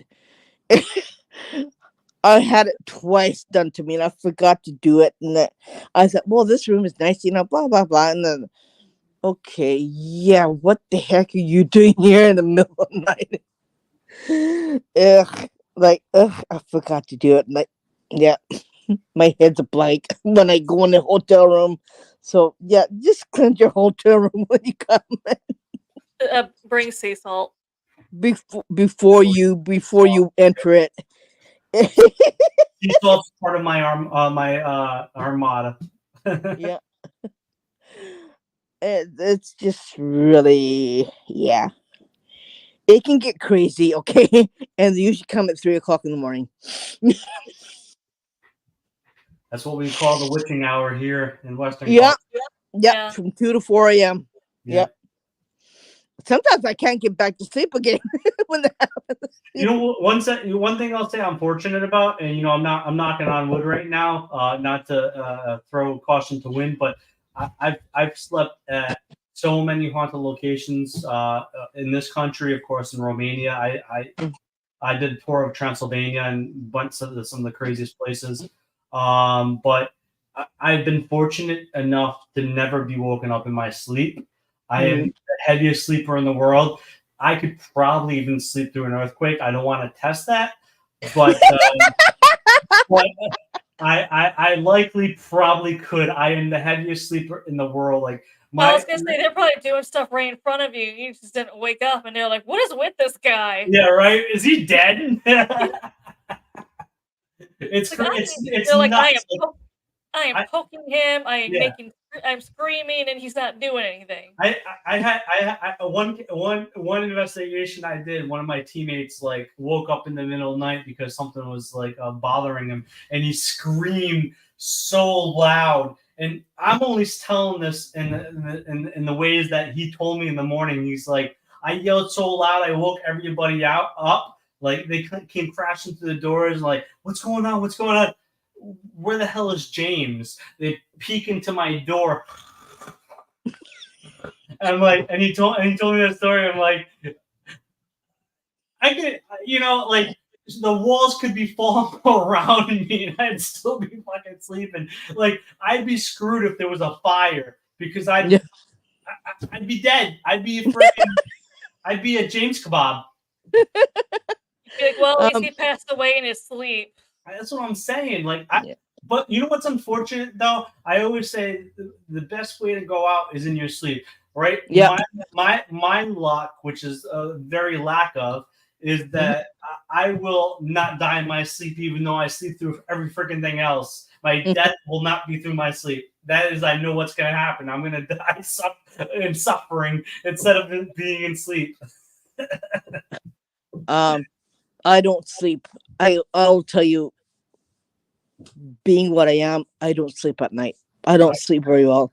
I have trouble sleeping because my head is always going 365 days. It's spinning, it's hearing, it's doing everything. So it really makes it hard to sleep. And I hear everything. I see everything. I said, trying to pull the covers over your head and go, okay, I'm not going to see anything. I'm going to go to bed. It makes it really hard to sleep. It's just one of those, I guess, part of your gift that you have that makes you too aware of everything, right? Like I need a knockout pill. Yeah. Those don't even do anything for me though. Yeah. Sleeping pills? It's just really. Ugh. You know what the cure is? That lots of sake. Lots of sake. I got lots of sake. I got lots of moonshine too. She makes her own moonshine. You should try my moonshine when you come. Well, we'll invite you to my house and we'll have dinner and have moonshine. What? So your moonshine, is it made with Everclear or rice? I'm assuming a rice ethanol. It's made with not rice. It's made with, just a second, I think sweet potato. Okay, yeah, that'd probably be delicious. And every year in the springtime we have the plums come out with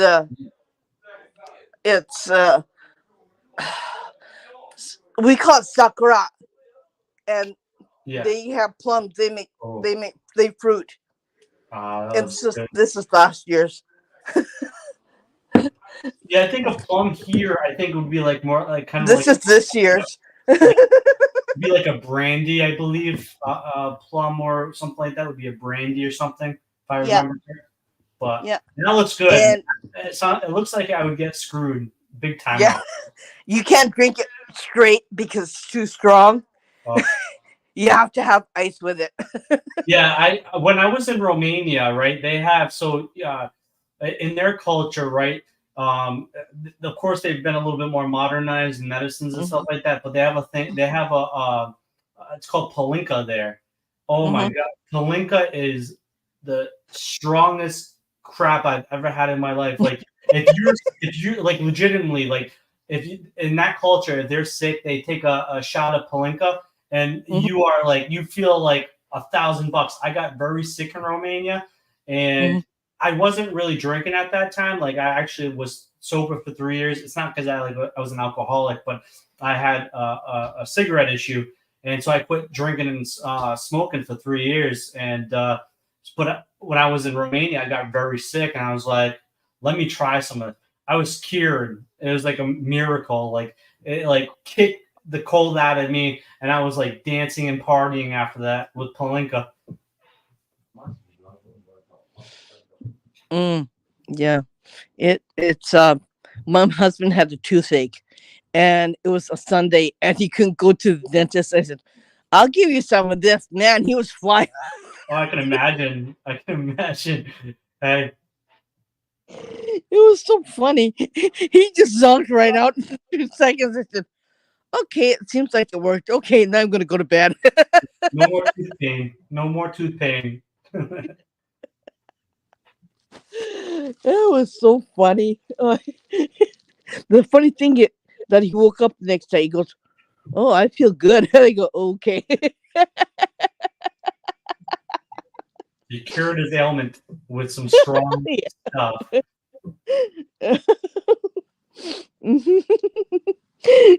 Just don't go. I love you, Irene. You bring so much joy to my life. Just don't walk around afterwards. You might. It's so hilarious. I want to ask this question: how the heck did you and Irene meet, Amanda? Social media. Just, she was just like I saw her post. I saw her post one day about paranormal. She's like, "Yeah, I'm in Tokyo. It's just me here. That's into paranormal." And I'm like, "Hi, I'm here. You're not alive anymore. I'm here." And we end up being really good friends afterwards, right? Yeah, we talk off camera, and we talk. We talk on um we we do messenger conversations, and we do stuff like that. So yeah, it's just us two, and she understands how I feel about it, and then I understand her Yeah, side because as I thought I was gonna be able to dive right in and do investigations. Like I can't wait to tell people in America I did all these cool investigations in Japan. Then you realize that you can't, because you can't book private investigations. Yes, you can go to a public park, but unfortunately, you can't really run the equipment. There's also too much interference, obviously, in a public park to even try and do that. Because But I also, do it's in a public park. I don't give a whoever. well, she doesn't use equipment. She's a clairvoyant, so I Yeah. mean, she'll walk around and she can tell people where the spirits are. So I mean, if you're gifted, they see what she's seeing. If you're not, they don't like it because they're just like, you can't prove anything. Yeah. It's But just anyway, how I see it is you can believe me or not. If you don't, that's fine too. I don't care. Yeah. I and have that's that one kind thing of we tell crazy people is like, attitude. there's no reason to leave negative comments for her. If you don't believe it, just move on with your life. Keep on scrolling. There's no one's forcing you to leave- watch. No one's I had to leave a group, and they said because my investigation showed absolutely nothing.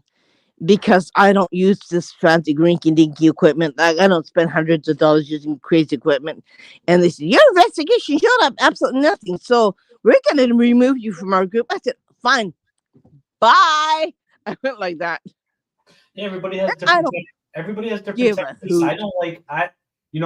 When I do like public investigations, like when I'm raising money for historical locations, of course, the bells and whistles are great because it's what lures people in. It fascinates them. But I'm very old school in the techniques that I use. I use bells on doors. I use trigger objects. Of course, I'll use a recorder and videography because I feel like that can warrant personal experiences if you can catch something. But I'm pretty old school with my techniques because that's what is in my wheelhouse, and that's what I like, and that's what I feel like offers me and answers to my questions, right? So I think everybody should be allowed to investigate the way they want to, and to understand the way. There's so many different ways to investigate, and that's one problem we see in the paranormal is people are just like, when they're looking for teammates, they're just like, you have to investigate this way. If you don't, we don't want you. And it's just like, why can't you have multiple ways? Why does it have to be it's my way or nothing? Yeah. Who says yours is better? I mean, yours might be better one location, but theirs might be better another. You never know. Yeah. And when I say being from a technological background originally, and I love technology wholeheartedly, I went to school for coding for a period of time, and I understand electronics and electricity because I am in the MEP field, which is mechanical, electrical, and plumbing. That's my career. That's what pays my bills. And I always tell people a lot of the devices you use generate more false positives than they would authenticity to them. A lot of the pieces of equipment like the SLS, which is very popular, if the kinetic camera was so good, then why did Microsoft abandon it? I always say that. So they're like the K2 meter, like if you ask an electrician here in America about the K2 meter, they said that they got rid of that piece of equipment a long time ago for testing electrical fields because it's so inaccurate. So a lot of the pieces of equipment that's used in the paranormal are fantasy pieces, right? Like which is great. It allows people to have their personal experiences or their own answers to be sought. But we also got to understand there is science to a lot of the devices that are being used or applied to investigating, and you have to understand those as well, because if you don't understand that piece of equipment to the full degree and you're using it and you're getting something, then you might be inclined to be comfortable with saying that I got something, but at the end of the day, you're also lying to yourself to a small degree as well, not knowing why this is being detected. And was it the equipment or was there a malfunction with it? So there's a lot of things, but having different methodologies in the paranormal is key. You can't be a bandwagon rider because then you're doing yourself injustice. You have to learn many different techniques, many different theories, work with many different spectrums of people with abilities, people that are cynic and skeptical.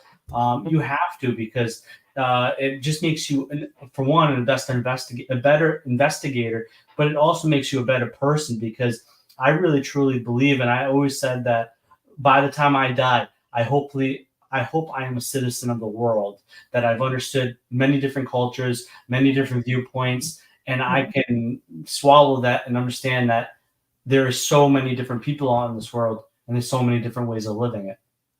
I realized the more you learn about different cultures, I feel like you actually grow as an individual. Yeah. Yeah. You know what? People say you got to sage your house. We don't have sage in this country. We don't do it that way, right? Buddhism doesn't. You can't really buy sage here. There's no metaphysical stores, and it's one of those things where, and I tell people, if I had to cleanse a house here for someone, me coming in with sage means absolutely nothing to them. It'd be like if I came into your house, James, went outside, picked some dandelions, set them on fire, and start with the smoke, and you're like, "What are you doing?" It gets rid of ghosts. Trust me. You'd be like, "Yeah, this is not working." It doesn't work. in this country. That's why you can't find it. You have to, and that's one thing a lot of people also say Yeah. is when you're investigating places or when you go to a different person's house, you kind of need to know what their belief is, because if they don't believe in sage is not going to do anything in their house. Well, Yeah. A lot of times my son would have to sit in the middle of the room, and my husband would read off a Buddhist prayer to get rid of whatever it is. Yeah. And me being Catholic, I have a cross. I have a crucifix on my wall too, and that doesn't work either, right? Mm. Do as the Romans do, right? In your own country, right? In the country that you live in, and yeah, we have a pyramid, a salt pyramid that we keep in our front door. It protects anything that comes in front on and out of our door. So when you come, I'll show you, and that's what we do in this country. And sea salt pyramids are very. It's a normal protection in this country, and yeah, and after you leave Aokihara, I suggest that you salt your body, right, Okay. left, legs, and your head, so you don't bring that wherever you go. Just make sure it's sea salt, not regular salt. Yeah. Yeah. Or pink salt. Yeah, and always keep it in your a little baggie in your pocket or in your backpack, because it'll protect you from going to these certain haunted areas. Mm. Because I always did that to my kids. I always made sure when they go to school, I made them a little baggie of salt, and I put a little salt bag in their knapsack, and that's how they went to school every day, to protect them from out there. Not the cars, but other things, right? Mm. So when you guys don't use sage, is it true that because I know aromas is very popular in the culture. Do you guys use rosemary and stuff like that as a form of cleansing, or is it just the sea salt? Mostly sea salt Mostly sea salt. and Buddhist prayers, Hmm. because that's the only thing that'll send them away. Yeah, I tried my Hail Mary. I tried my Lord's Prayer. That didn't work either. I tried everything. That don't work. It's just, yeah, it's not part of the culture, and it's not going to work. And so I don't do it. Yeah. It's just one of those crazy things. And even if they have to prove this prayer, the spirits will get really pissed off with you too. Yeah. They'll come after you. You can go to a Buddhist temple and they have an incense. It doesn't have a scent to it, but they made this incense with sole purpose of cleansing you. Yeah. Yeah. That you light it. I think you kind of light it. You blow it out. Let the smoke be in your body. They have it something. Then you stick it into. I don't know what that stuff is, Irene. I think it's gray. When I seen it, they kind of you put it in a certain little thing. Yeah. And with the smoke still going up, you go like this to make sure you get that the smoke all in you. And Irene can tell you any body part hurts. Also trying to after that direct the smoke to whatever area that is. Yeah. Yeah. It's called EI. Well, it makes sense. Sage is not popular because that's more of it, and that's more of a Tibetan, Chinese, Indian kind of realm of things, more Hindu, Buddhist as well, and depends Tibetan. But, but yeah, it makes sense that Japan doesn't use it because it's not really acclimated to that culture as much. I'm assuming you guys probably use it for cooking, but not in spiritual defense. I don't even think I can find sage in this country. Oh, yeah, you guys probably use more rosemary as a flavor. I'm assuming rosemary's a big thing there, right? Thyme. Oh, thyme, yeah, that makes sense too. Yeah. Yeah.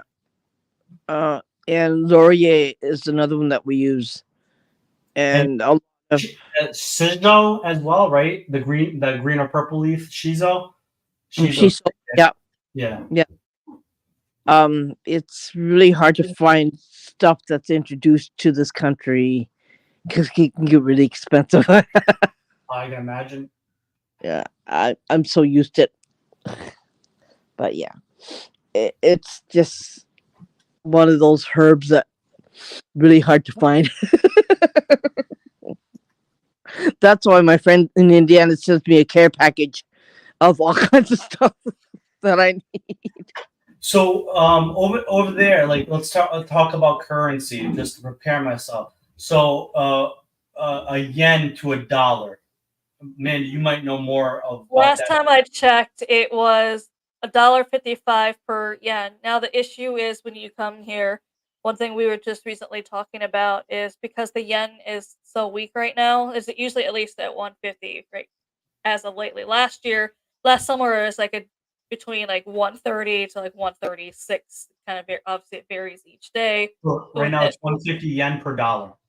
yeah, so with it being like that, unfortunately, with the yen being weak, they're considering for foreigners charging them, and this is supposed to be for the whole country, charging more for foreigners. And it's supposed to be like, I think it's gonna be 4 times more expensive than like the Japanese price.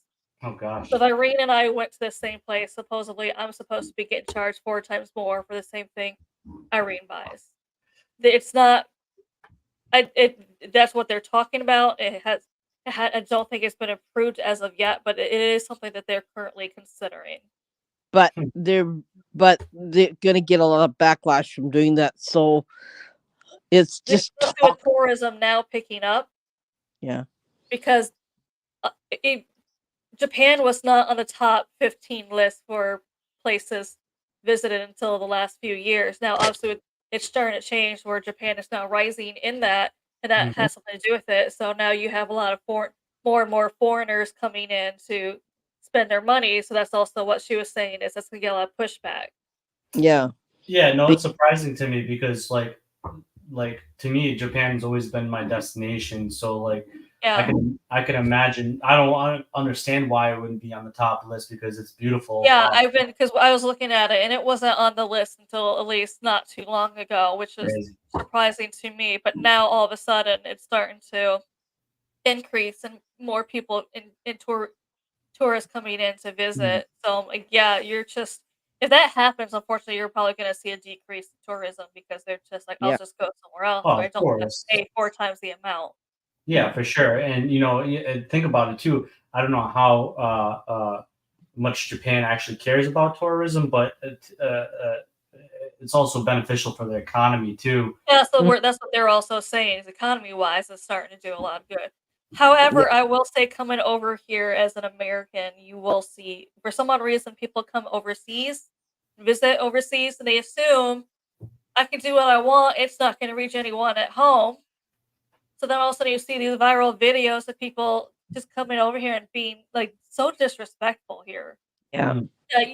Yeah, you watch people and you're just like the audacity because it's considered rude in America, considered extra rude over here. Yeah. And I've told people for some odd reason this has happened multiple times. We'd be in a restaurant and another American would be like over the other side of the restaurant and they just start blaring their music so loud that I can't even hear the person next to me. And I'm Yeah. just like, that's rude where I'm from. Yeah, Yeah. Yeah. Over that's here, they're mostly more quiet here, so so for you to be blaring music, that's extra disrespectful, and that's like the no, benefit yeah, that is of. I'm yeah, just like, and I wouldn't, like my plan is to learn a little bit, and maybe Irene or even Amanda, you can help me with it. But I want to become a little bit more fluent with my Japanese. Like, of course, I know some of the introductories, but Mhm. like I want to go there and be respectful to the culture, but also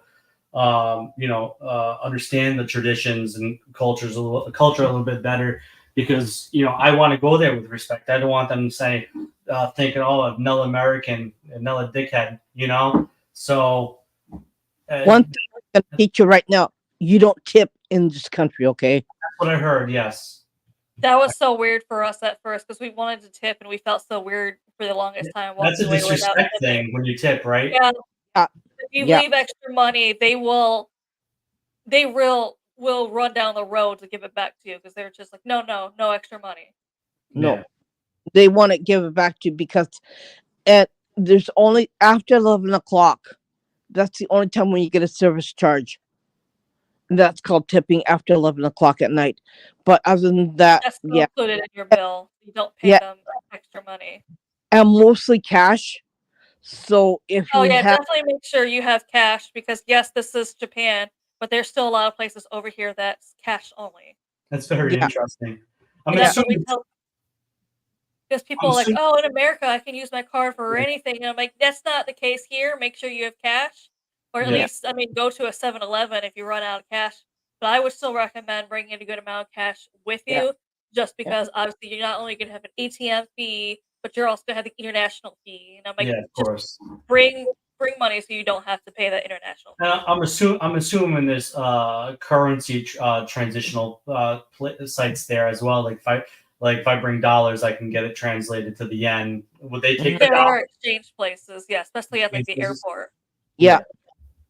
And if you bring $100 bill like this, this is it. This is a $100 bill. Okay. Yeah. Any place will take big money. Any small restaurants will take big money. Any place will take big money, so you don't have to worry about getting change for the change.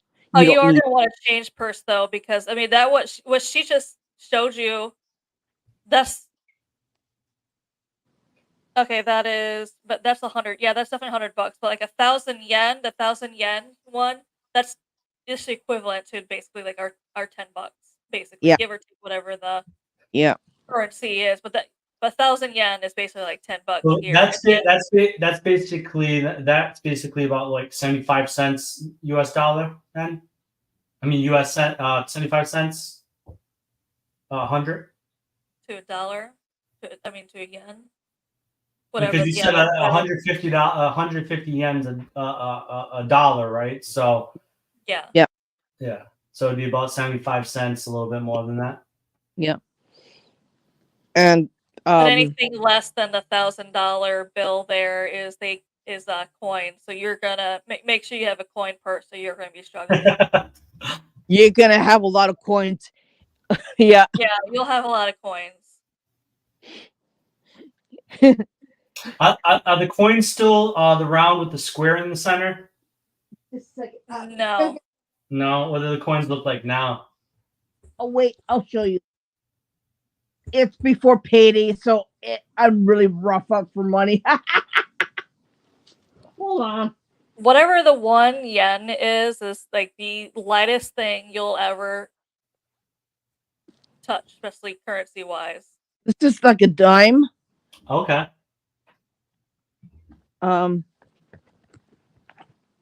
This is $1. 100 yen, yeah. It Looks like has it's clear. back of it. Yeah, Right. see 100. Yeah. Only the 5 yen and the 50 yen, I believe, have the hole in the middle. Yeah. The The 5 50 yen yen, is copper like this, and it has a hole in the center, and it's smaller. Yeah, that's that's like the 5 yen, yeah. that's what I thought, because that's what I was explaining. I thought that's what I traditionally I 5 saw. and the 50, yeah. No, yeah. Oh, I got a penny. Here you go. It is so light. Yeah, that is so light. Angry, It is yeah. light. And it says 1 on the back of it.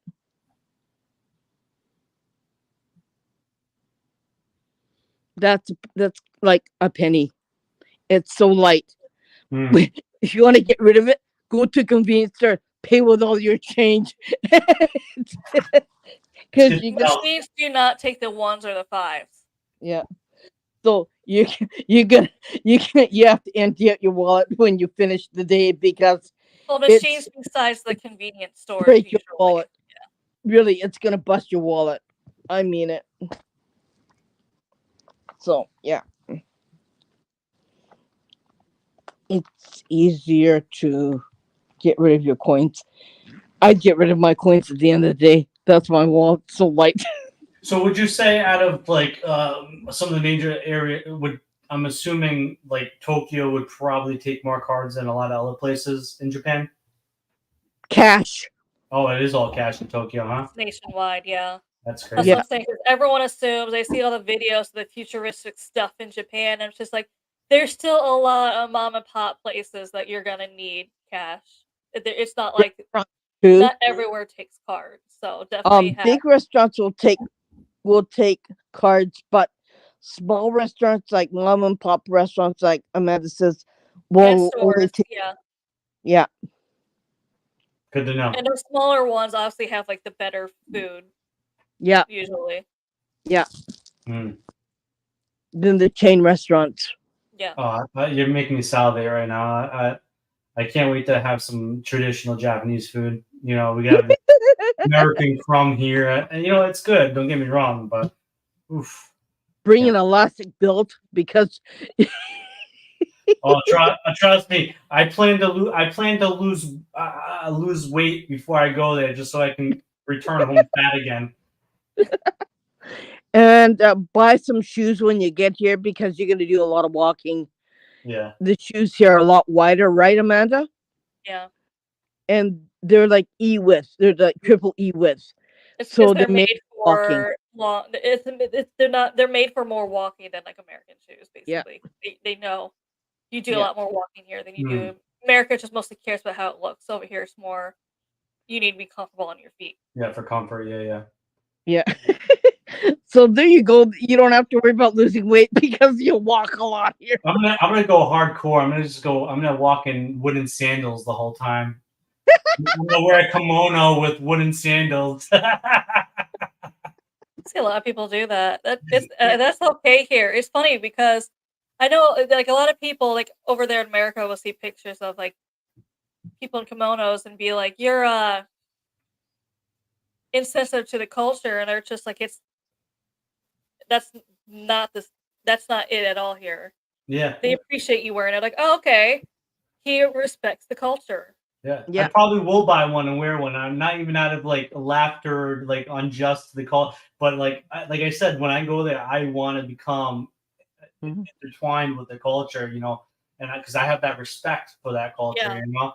So, you know, I always say if I should have been born in Japan, and I should be either Shinto, Tao, or Buddhist, but never happened. I was born here in America. And wear a lot of cotton because it gets hot. You're gonna sweat like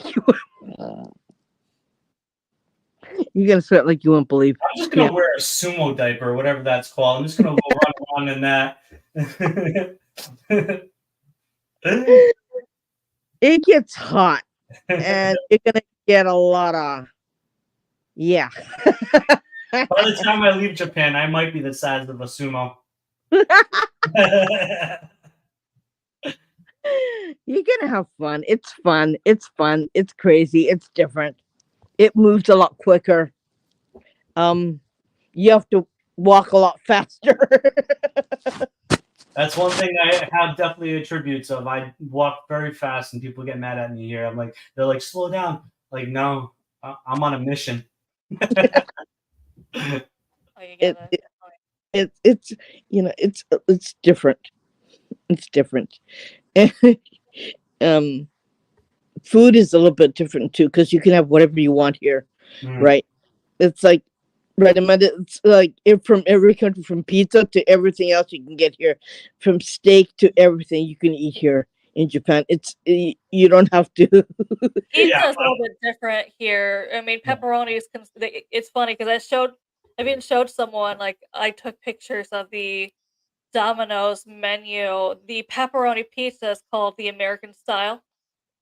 Mm-hmm.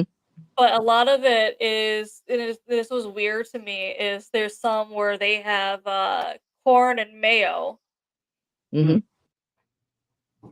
That sounds good. But it's usually a little bit different. Usually food here is really good where you don't eat for one because it's so good that you're just like you eat for like 2, 3, or 5 people. It's so good you don't want to like stop eating.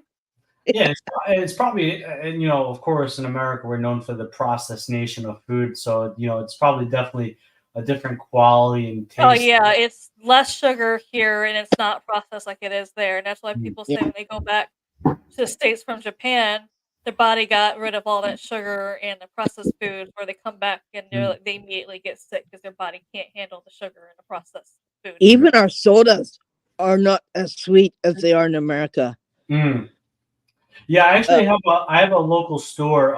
It's at one's a V Mart, but then there's another store that is multicultural Asian. But I get stuff from there all the time because like either the candies or the soft drinks, and you definitely feel that there's a more natural flavor to it, which is nice because it's comforting, right? Because here everything's like punches you right in the face and like gives you obesity. So, because you have to have certain this a regulatory system. You have to have the soda, the candy has to have some kind of it has to have some kind of energy. It has to have some kind of something in it that's good for the body. At least one item. I don't know what it is. When I first came here, I drank Dr. Pepper. I got addicted to it because it tastes so much better here. Yeah. I don't know why. I couldn't it's the syrup here. Yeah, you know what Most I'm saying? people don't know this. Even Coke will taste differently anywhere you go. It's not just because it's not. It's the same thing in the United States, and they say it's because anywhere you go and buy like Coke products, it's obviously mixed with the local water. So that's why Coke in the United States and different parts of the United States tastes differently, and that's what even Coca-Cola said the same thing. Yeah, it's because of the water it's mixed with. Everyone it mixes with different water, obviously every place. Yeah, I'm really excited. I really want an authentic onigiri, the Japanese rice balls. That's what I'm dying for. Convenience store. That's what I'm dying for. I'll eat so many of those things. I know it's weird for her to always be like, oh yeah, convenience stores. Convenience stores are different here, where the food is restaurant quality. Yeah. So yeah, that's why a lot of people love going to the convenience store here compared to convenience store in the United States, where you're probably gonna be sick if you eat anything at the convenience store that you buy. Oh yeah. They say if it's not a Sheetz or a Wawa, you're gonna bring the Browns to the Super Bowl. So it's very true. Yes, it is very true. And convenience stores are closer than the supermarkets, so I got a convenience store right outside my front door. Isn't that very convenient? Yeah. And they have noodles. You can get boxed lunches. You can get sometimes you can get fried chicken. The egg sandwiches will change your life. French fries sandwiches. Yeah. Like anything, you can get whatever you want, and it's fresh because on the sandwich they have a time. So if it's put out at this particular time, they are taken off the shelf in a couple hours and they're thrown in the garbage because the health safety is really sticky in this country. Good. Like, yeah, they only have a certain amount of time shelf life, and everything gets taken off the shelf and thrown in the garbage because they don't want anybody getting sick. That's why. I can't wait for some authentic. We can get some good stuff here, but I'm a big sushi and sashimi guy. I for some reason I knew you were about to say sushi, and I was about to say sushi here will ruin it. Yeah, that's what I'm saying. I cannot wait, and especially sashimi. Well, because the sushi here, if you have sushi here, is literally caught like that morning or right before you have it. Yeah. So it's caught that same day. Yeah. They don't freeze it and sell it the next day. It's literally caught that day, and they didn't catch enough that day. They just take it off the menu for the day. Yeah, it's caught sushi at 4 or 5 o'clock in the morning. It goes to the market on that time at 4 or 5 o'clock in the morning. It gets sold and it gets processed at 8 o'clock in the morning, and it gets served that day. That's I know a news lot of and people who ate sushi over here, went back to the States, went to their favorite sushi place, end up spitting out the sushi because after eating it over here, they're just Oh, like, yeah. it feels so inedible. Of course, because Yes. a lot of the fish, by the time they get it, it's frozen and they let it thaw. So it really, at the end of the day, it's not really fresh, uncooked fish. It's Yeah. been frozen, maybe lightly steamed a little bit. So it's not really, No. it's what a cracked up. I love it. Don't get me wrong. It's one of my my favorite things to eat. And I They wish leave it on the shelf too long too in the they market. And by then the color changes, right? And you go, and, yep, yep. and the rice the rice is not as probably tasty as it would be, of course, if it's made. So let me ask you, this is actually a question that I have for you. So with the fish, it's fresh, but in Asian culture, I don't even know if this is more Japanese related, but a lot of the rice is a day old, right? Is it a day old, right? No, it's not. It's made Well, that they know day. how to, I was gonna say, they know how to make rice better over here, so What is it? they know I how to didn't. make rice better over here. So there's also like a lot of rice farms here too. Yeah. Yeah.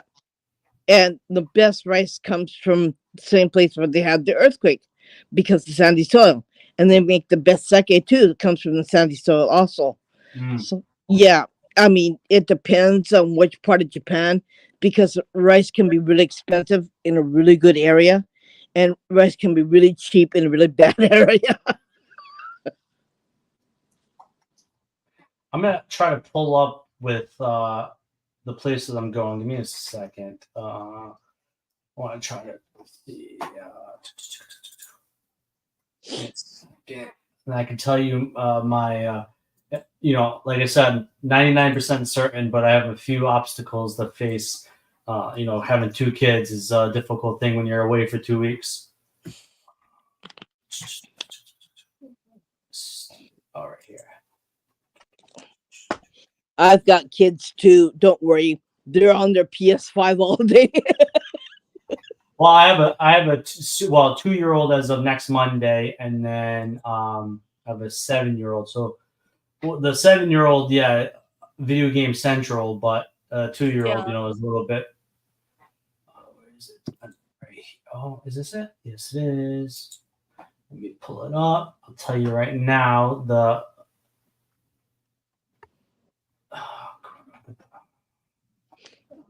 Oh, right there. That's what I want. No, I want to see it. Where the hell is it? Oh, itinerary. Is that it? Oh, so the first day is Tokyo, and then we're gonna do a tour of Minami Senju.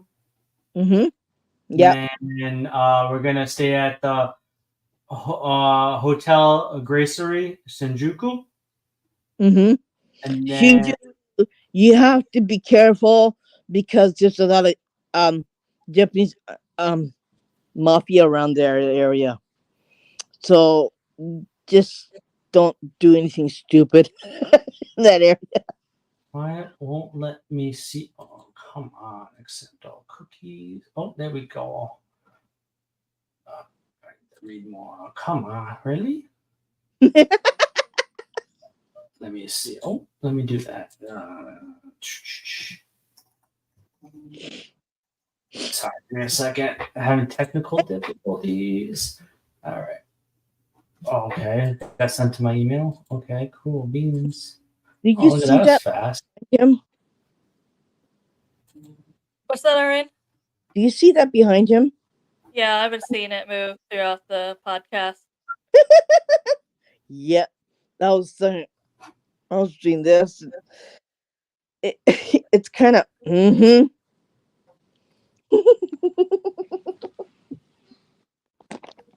Oh, here it is. Trick roast jar. Thank God What, you he's not seen something listening. behind me? Yeah. Oh, you didn't hear I'm it. listening. Oh, shit. I'm trying to keep it private so you don't hear.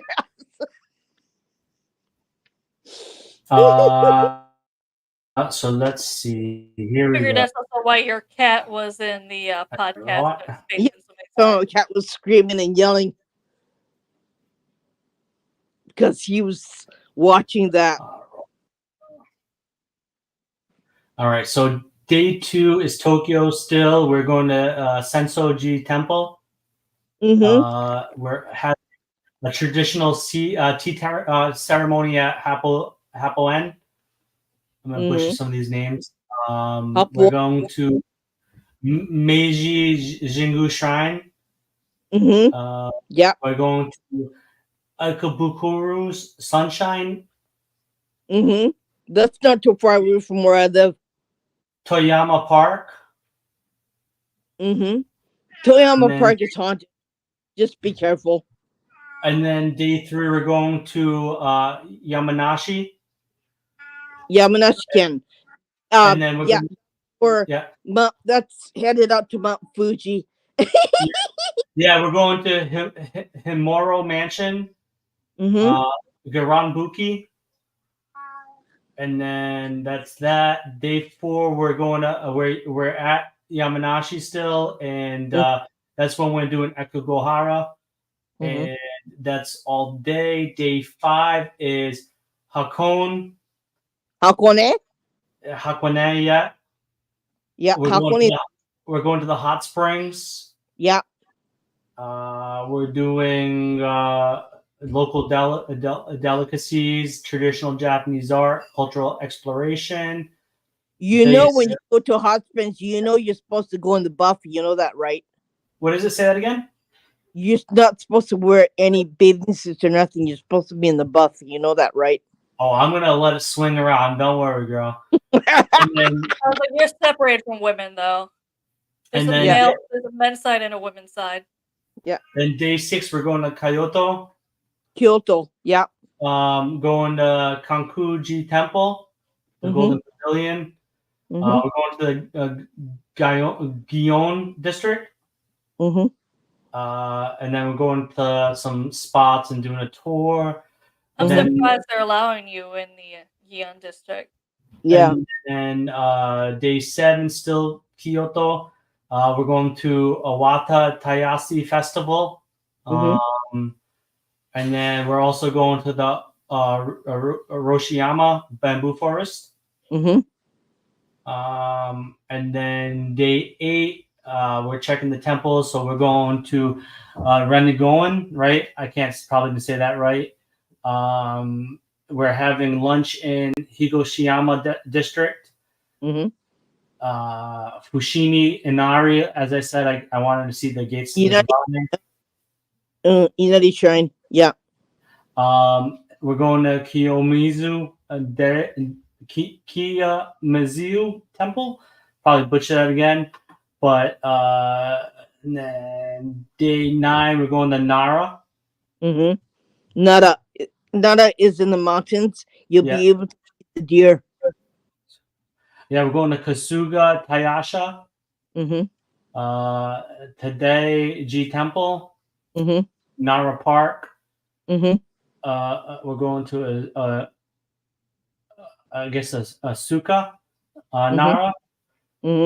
And we are day 10 going to Kayasan. Going to Mount Koya. Going to Kangubu G Temple. Going to Okanoyan Cemetery. And then day 11, Wakayama and Osaka. And then be careful when you go to the cemetery. That's what I'm going to tell you. Be careful, because even for us living in Japan, cemeteries are not to be visited unless you're dead or unless you have a reason. So be careful when you go to the cemetery. And then we're going to, which is a pretty cool place, we're going to Kaizuka Sanatorium. And then day 12, we're mainly at Osaka. We're going to Sumiyoshi Taisha. Donobori. And then sounds like we're gonna gallivant a little bit. Day 13, Osaka. Still, we're going to Osaka Castle, which I'm excited for. Mhm. And then Shitenoji Temple. Mm-hmm. Day 14, Osaka. Still, we're going to Hosenji Temple. Mm-hmm.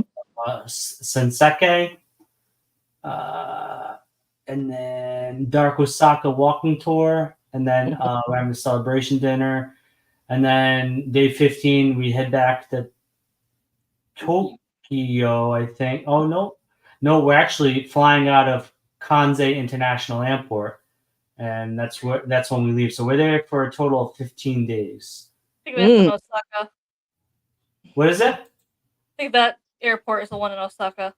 Yeah. So it looks like I'm going to have to either fly out of there or go back to Narita and then go to. Because my plan is, I looked at plane tickets going from Logan Airport in Boston to Japan is it's like $1,600, but actually going from Boston to LAX to Narita, it's only $600. Narita is a really out of place airport. Haneda is closer to the city, and there's a lot more ways that you can get into the city to Tokyo from Haneda Airport than Narita. Narita is like it's way far away from the city, and it takes a long time to get into Tokyo from Narita Airport. That's why I don't like it. We don't use it. Yeah. Well, the problem is, though, is I think Narita is the one that has the international flights because they both. One is just local, and the other one actually does do the international flights. But Haneda is getting flights from America too, and it's a lot shorter trip around the city to get to the hotel.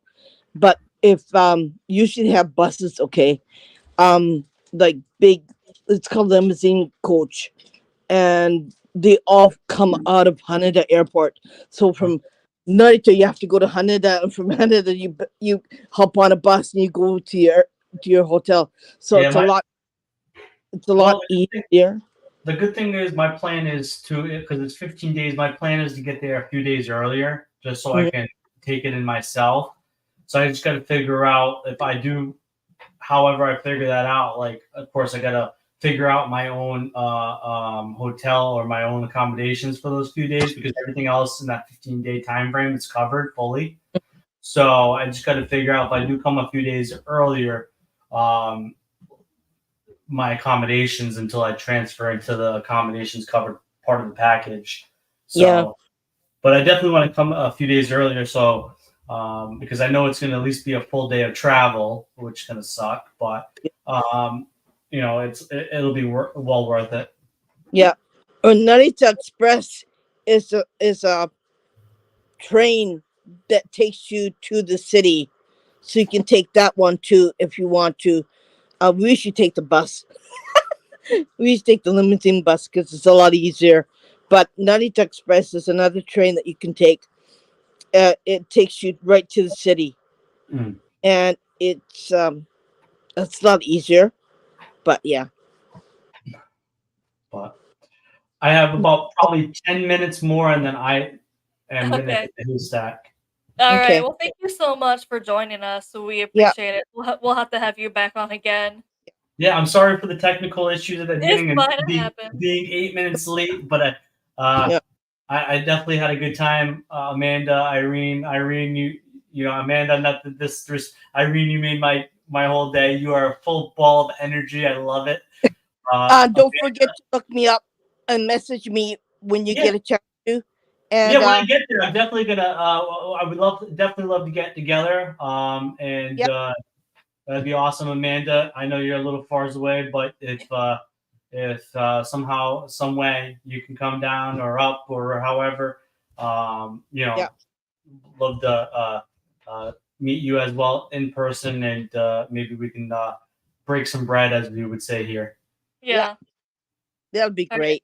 Everyone, thank you so much for joining us, and we'll see you next time. Bye for now. Bye-bye.